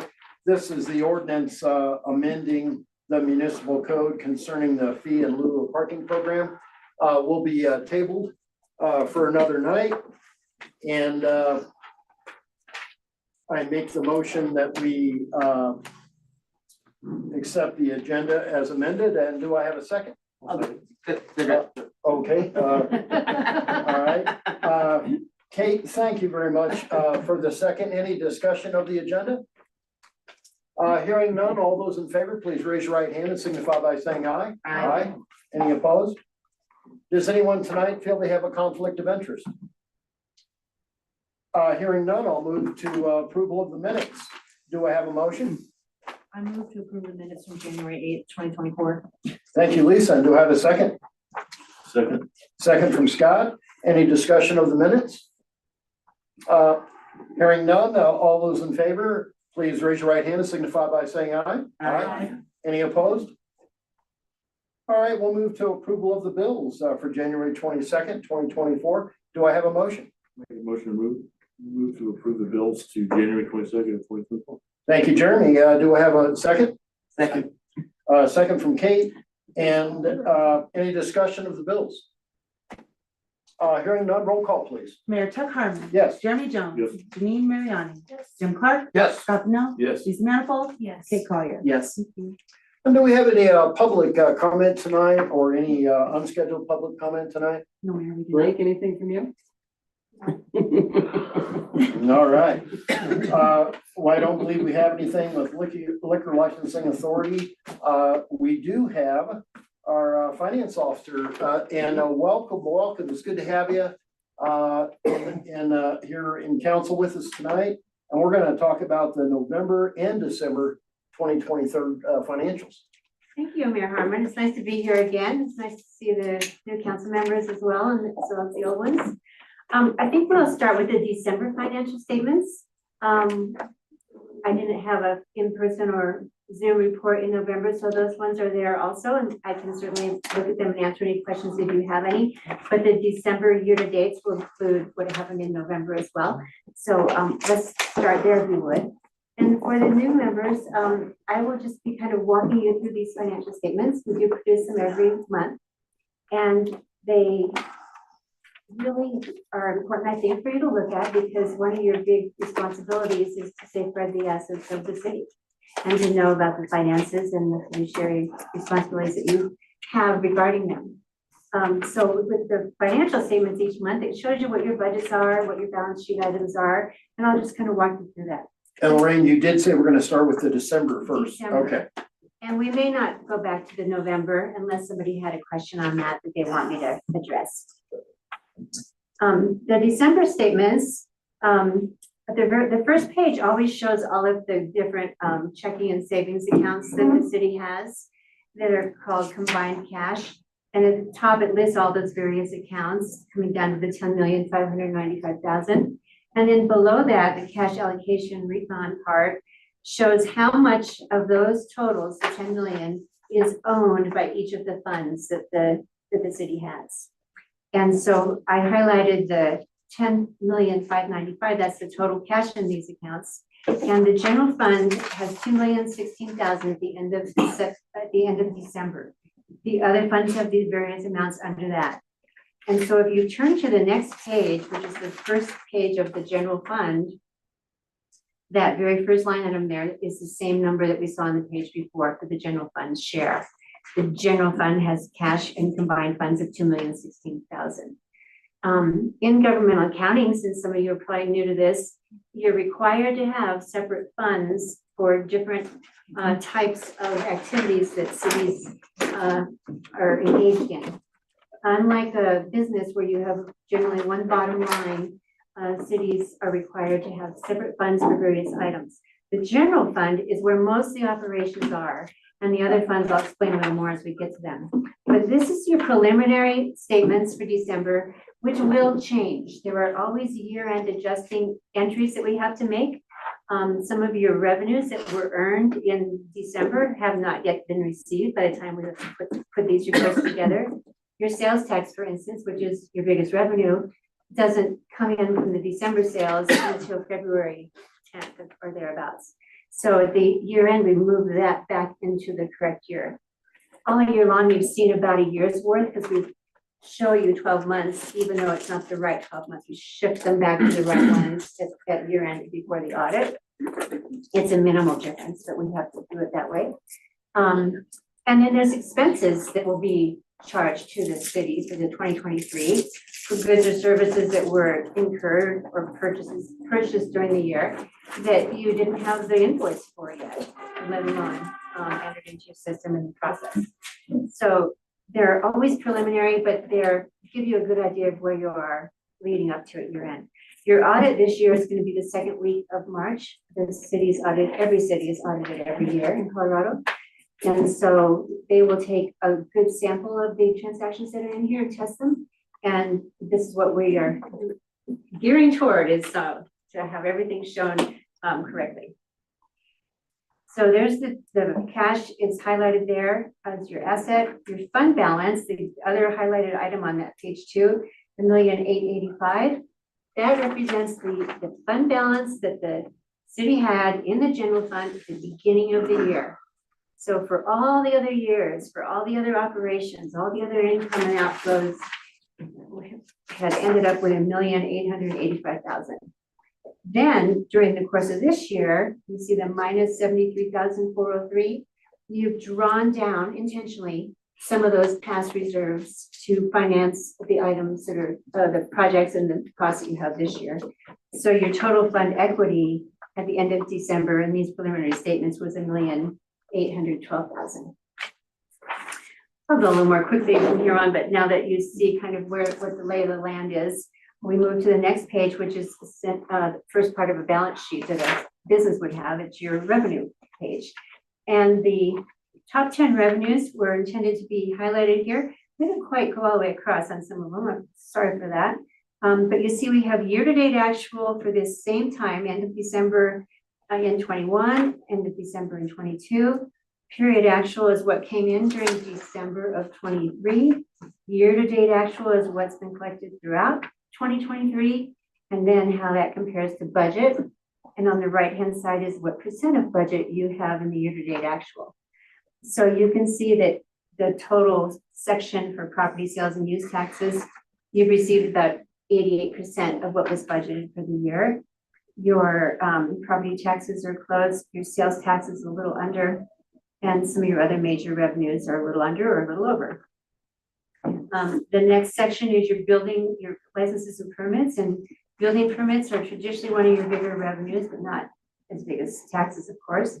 Then the other taxes down below that are shared from other jurisdictions that you don't levy yourselves, like the county road and bridge tax that they share with the cities and towns in the county, are shown there. That's 86%.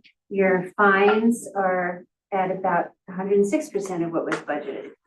And turning over to page 4, you total up the rest of the miscellaneous, and you see that total fund revenues, the bottom right number on page 4, we're at 91.1% of budget. Going on to the next page, we start to look at individual departments. And so the streets is shown here first, and its total is on page 6. And it spent about 74.8% of its budget. So partly you'll see the savings over from what was budgeted are in the very first line item, salaries, because of position vacancies that you had during the year.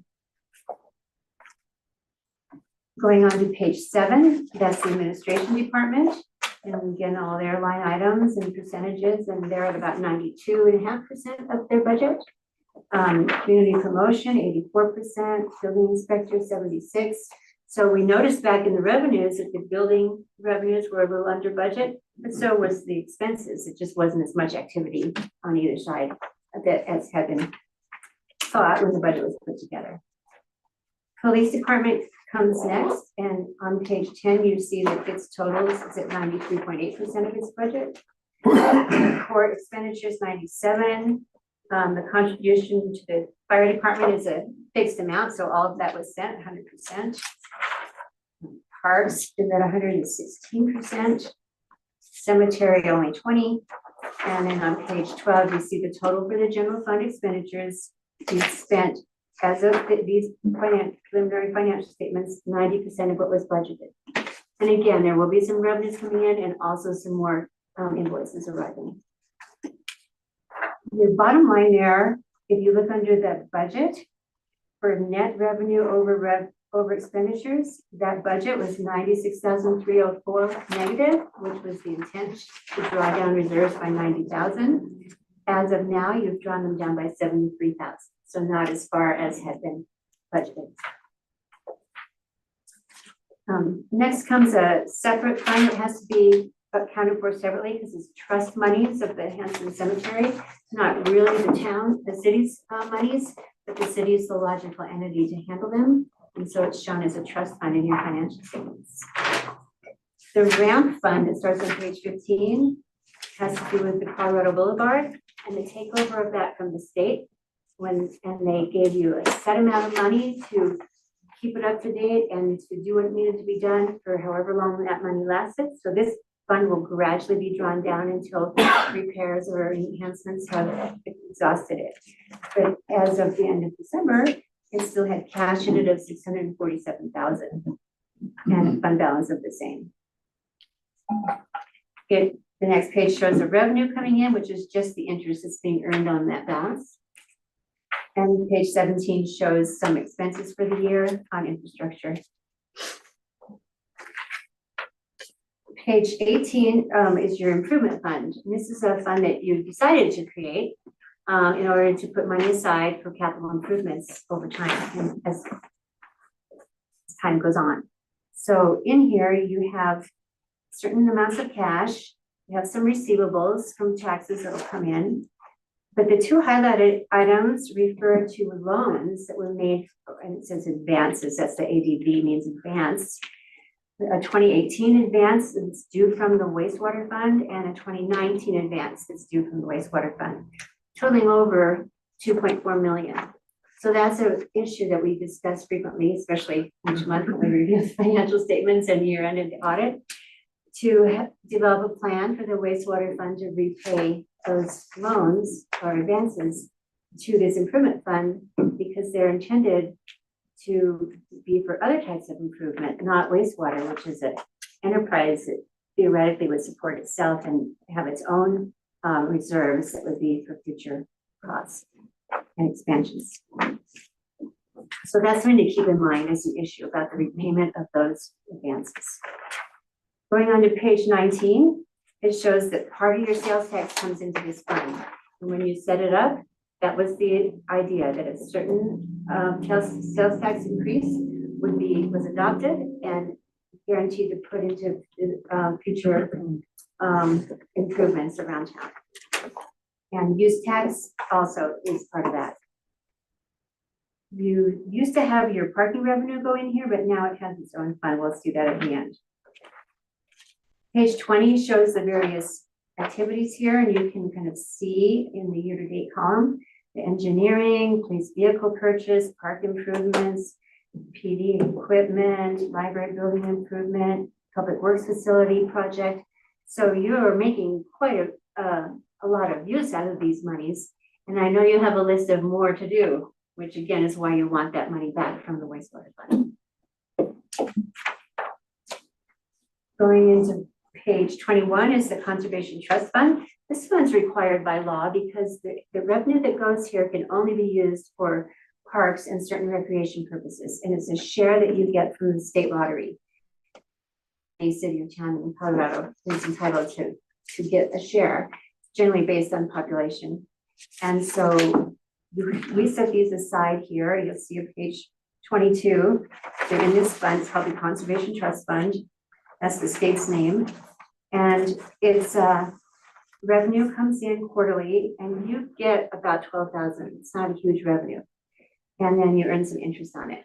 So on page 23, you'll see that there were some, $80,000 round number put in for projects in case you determined to use that in 23, but you did not. So it'll just, the balance in there keeps building up, and in a future year, you can use it for future parks and certain recreation.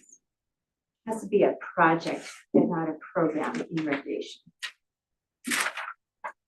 The next fund is 1% street sales tax fund. And this was went to a vote of the people to add a 1% sales tax for streets. And it can only be used for streets, street improvements. And you issued bonds based on this guaranteed revenue stream going here. So when you look at the next page, or the page after this, first we'll see on page 25, the sales tax is coming in, and it's 1 cent of your now 5 cent sales tax that goes into this fund, and it's just for streets. And it's earning a fair amount of interest. And you can see in that interest line item that recently encouraged you to put more of your money into your state, local government investment pools. And the difference in interest has been phenomenal. Yes, thank you. And partly the interest rates did go up too. But when you look at 2021, when it was mostly in the checking account things, there was nothing to show for it. So that's good. Page 26 is the projects that were budgeted here. And you'll see the year-to-date actual of $1 million worth of projects done with this street money in, well, not all projects, some projects, and then the principal and interest on those bonds that you issued. So when those were issued back in 2018, they had $8 million worth of proceeds, and you did a lot right then. And then you're continuing to do more with the money that's still coming in, and you're continuing to use the sales tax to pay off those bonds with the principal. Water fund is page 27. And you can see here, this is what we call an enterprise fund. It's run like a business. You're not going to see a lot of taxes in here, although you recently passed a tax for it. But this water fund and the wastewater fund to follow are accounted for separately. The idea is they're run like a business. They have a service or a good to sell, treating sewage, selling water, and that their customers are the ones that are gonna be charged enough to pay the money, keep that going and to make improvements and enhancements as time goes by. And so it's operated like an enterprise. That general fund, when we look back there, that number one revenue was sales tax. And there was use tax, and there was shared taxes from those other entities. So this is an enterprise and it has assets and liabilities and water rights shown here on page 27. $13 million worth of improvements other than buildings, machinery and equipment. All of this is, you know, a going concern and operation in enterprise. And it has debt as well. When you look under liabilities, you'll see Colorado Water Conservation Board note payable, another loan payable, another note payable. So these rates, which get looked at periodically and as recently as last year, are set in order to be high enough to pay the debt service and to keep this enterprise going for a long time. Most of the revenues come in from charges for services on page 28. You get around $1.5 million a year in charges for services. You recently added another $466,000 from sales taxes.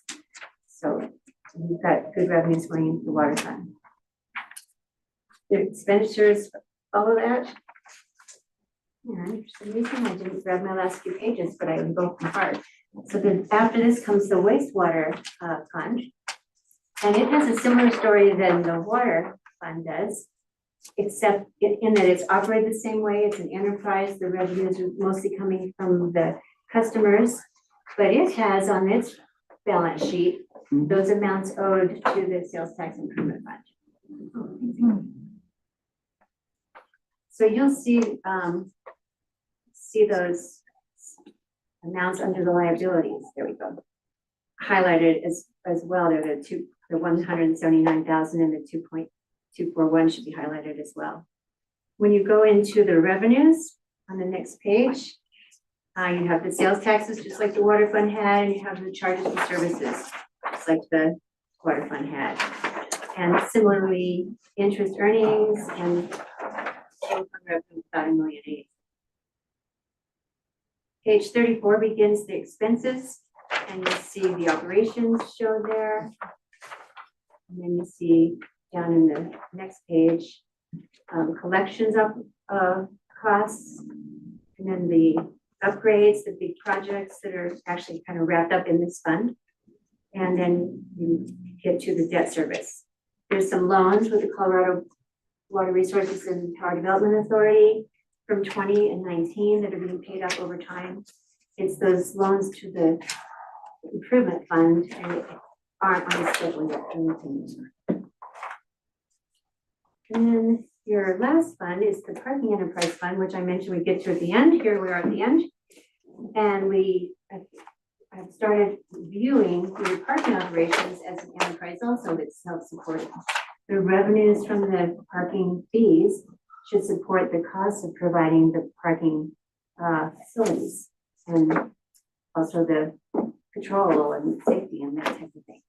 So right now there's about 641,000 in assets, and those are pretty much all cash assets right now and no real liabilities. You see the revenues on the next page has a blank there for bond proceeds. It is anticipated still to issue bonds to build a parking structure. And so that will run through this fund as that happens. The parking fees are the main revenue here. Bond proceeds will just be a revenue one time the day those bonds are issued. But when they come in, they'll make a big difference in what the bottom line is to be able to spend on the next page, which is the salaries, design, capital costs, which are minimal at this point. With that, I'd be happy to answer any questions you might have. Council, any questions? No, I'm okay. No, that was thorough. Thank you. Very thorough as always. It was even more important tonight, of course, with a new council member and one that had been with us before, but it's always good to have a refresher. So, thank you very much, and thank you again for coming up and seeing us in person as well. My pleasure. Always happy. Thank you. Thanks, Lorraine.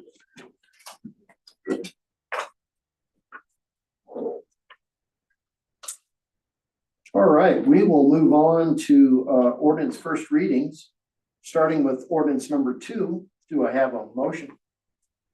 I'll move to approve ordinance number 2, series 2024, an ordinance amending chapter 10 of the Idaho Springs Municipal Code to amend existing animal regulations and establish additional animal regulations. Thank you, Scott. Do I have a second?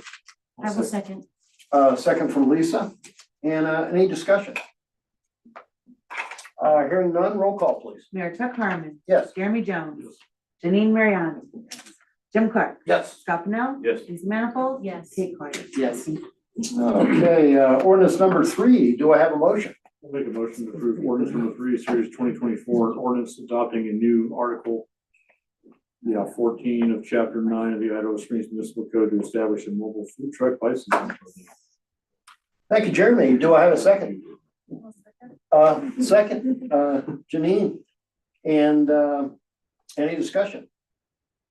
I'm really glad to see this. We discussed this on planning when I was on planning, and there was a lot of thought that went into this, and I think this is something that will be very positive for the city. I'm really glad to see that it's made it to city council. Lisa, I agree with you. You know, the only other thing that I would add that possibly we will discuss before a second reading is the time not to start before 9 a.m. And I just think it might behoove us That's a good point. to have the flexibility of, I think we've all been at the start of different races and things where it might be very beneficial, say, for example, to have a coffee and Danish or something at, 7 in the morning for race start or something. So something for us to think about. And,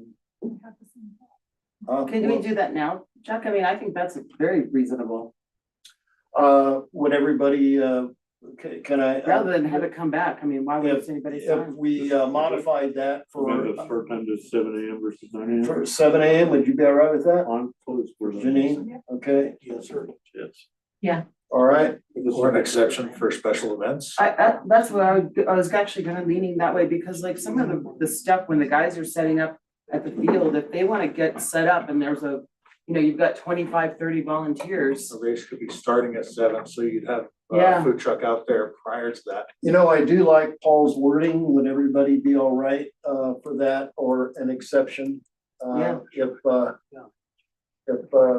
it was, how did you word that, Paul? Special events exception, so. Special event, exception, at, staff's discretion would. So it'd be under section 9-214, because it says add, what is it? Thank you, Lisa. Number 8, section 8 says mobile food trucks shall not operate. We could add just a 9 in there. There are exceptions allowed for special events. Yes, I would speak to special events, so the food truck licensing for special events is completely different Different? than Oh. it is, so it's kind Okay. of looped into the special Oh, events. all right, But to have it on Colorado Boulevard or something while a special event is something happening, if we could change the hours, but I don't think it's necessarily all right. with the special event. Okay, then, if that's the Okay. case, everybody all right with the 7 a.m. Start? Sure. All right. I think you guys were going with the noise ordinance, weren't you? Is that what you were worried about? Is that, I mean, you were the one that on planning. I think it got in there without, I We didn't, don't that think was we not actually fully one of the things that we interrogated that part talked of it. about was the. Okay. We because- talked about it late at night, but we didn't talk about early. Because all of these places are just right on Colorado, so it's, it's not spread out around the city, it's city-owned property in Colorado. Okay. And just for clarification, may I have that motion again with the modification of time? We can do that. So we'll modify the motion to, make a motion to approve ordinance number 3, series 2024, an ordinance adopting the new article 14 of chapter 9 of the Idaho Springs Municipal Code to establish a mobile food truck licensing program with the following change of moving the start time from 9 a.m. to 7 a.m. What section 8 of it? Section 8, Right. section 9-215-8. Okay. Thank you so much, Jeremy. And do I have a second of the modification? I'll second. All right, Janine, thank you. Any further discussion? Hearing none, roll call, please. Mayor Chuck Harmon. Yes. Jeremy Jones. Yes. Janine Mariani. Yes. Jim Clark. Yes. Scott Pennell. Yes. Lisa Manifold. Yes. Kate Collier. Yes. All right, and the last of the first readings will be ordinance number 5. Do I have a motion? I'll move to approve ordinance number 5, series 2024, an ordinance extending the conditional vacation of a portion of Riverside Drive adjacent to lots 1 through 4 of the Mighty Argo Mill minor subdivision. Thank you, Kate. Do I have a second? I'll second it. Second from Jeremy. Any discussion? Hearing none, roll call, please. Mayor Chuck Harmon. Yes. Jeremy Jones. Yes. Janine Mariani. Yes. Jim Clark. Yes. Scott Pennell. Yes. Lisa Manifold. Yes. Kate Collier. Yes. So we have no second readings tonight. We do not have a city attorney with us tonight. City Administrator, Andy, you have no request for action. Just wanted to make sure you didn't have anything else for us tonight. Nothing further. Thank you. All right. And Jonathan, no request for action. Just want to make sure you didn't have anything further. Nothing further. Okay. And Dylan, nothing for us tonight? All right. And thank you for the sales tax report. The sales tax was up just right about 17%. And anything else to share with us tonight? Other than the ad that is already Okay. with the paper, so it's kind of hard to change. Right. But maybe like when the website, we can put something on the website for volunteers and stuff, you know, or put out a separate ad altogether. I'm happy to facilitate that. All right. Can I just add, Yep. Mayor, that the animal ordinance came directly from Wonder's work? And I read through it. It's very similar to what we looked at on planning commission. So thank you, because that was very thorough. Yeah, and she had spent quite a bit of time. She had been investigating that for months. Thank you. Absolutely. Okay, Chief does have an action item tonight. If I could have a motion. I'll make a motion to move to approve proposal for architectural, civil, structural, mechanical, electrical, plumbing, engineering, enhanced schematic design for the new police department from Delaney Architecture in the amount of $96,578 from line item 21-00-7045. Thank you, Jeremy. Do I have a second? Second from Jim. And any discussion? All those, I'm sorry, roll call, please. Mayor Chuck Harmon. Yes. Jeremy Jones. Yes. Janine Mariani. Yes. Jim Clark. Yes. Scott Pennell. Yes. Lisa Manifold. Yes. Kate Collier. Yes. And Chief, before we move on, I just want to make sure there wasn't anything else further tonight.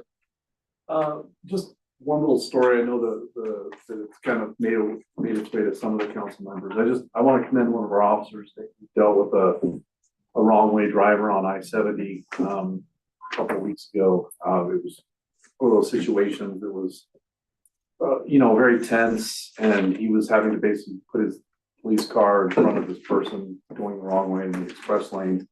And fortunately, the person stopped and there wasn't a collision, but it was definitely showed that he was some courage on the part of the officer for himself in that spot to stop this person. It turned out it was actually an elderly person who had been reported missing from his family. He obviously had some dementia and that kind of issue going on. So it wasn't a drunk driver, but needless to say, it was, it ended well, but it was a little bit scary to have that happen. So anyway, just wanted to share that. Thank you, absolutely. And- Potentially saved lives. Yeah, really. Absolutely. Boy. All right, well, thanks, Chief. Yep. Public Works, we do have one request for action. Do I have a motion? I'll move to approve additional funds in the amount of $85,980 from line item 21-00-744 for JVA and its subcontractor Canon Design for unanticipated additional design review and services exceeding the original scope of work and ongoing facility construction administration for the Public Works building project. Thank you, Kate. Do I have a second? I'll second. Second from Lisa. And any discussion? Hearing none, roll call, please. Mayor Chuck Harmon. Yes. Jeremy Jones. Janine Mariani. Yes. Jim Clark. Yes. Scott Pennell. Yes. Lisa Manifold. Yes. Kate Collier. Yes. All right, Ed, thank you for the report. You're welcome. You told us that there would be some differences in the testing results, but everything's still within parameters. Yes, that's right. Everything is still within the goal. despite, cold weather and things messing with you up down there. Anything further? Also, today, we're 99% finished with that PLC upgrade at the water Oh, treatment plant. all right. So there's like a couple of different things that need to be cleaned up. But, it went well and the water plant's functioning normally. All right. We also got to run that thing. There was a hard time at the beginning, but we learned with the help from Evoqua we ran that thing manually I read that. with no computer. Good. All right, well, good to know. Okay, thank you, sir. That's something. Huh? That's an achievement. This plant was not designed to be No. run by hand. So, we are gonna have our next work session, it's a little bit different this time. We will have a work session February the 5th, followed by our next regular meeting on February the 12th. And, does anybody have anything further before I adjourn? Yes. Janine, can you tell me if I'm saying anything right? You are. Thank you. All right, all right. Now, and secretly, that's good for all of us. All right, well, everybody, I want to thank you and we'll call it adjourned at 7:45.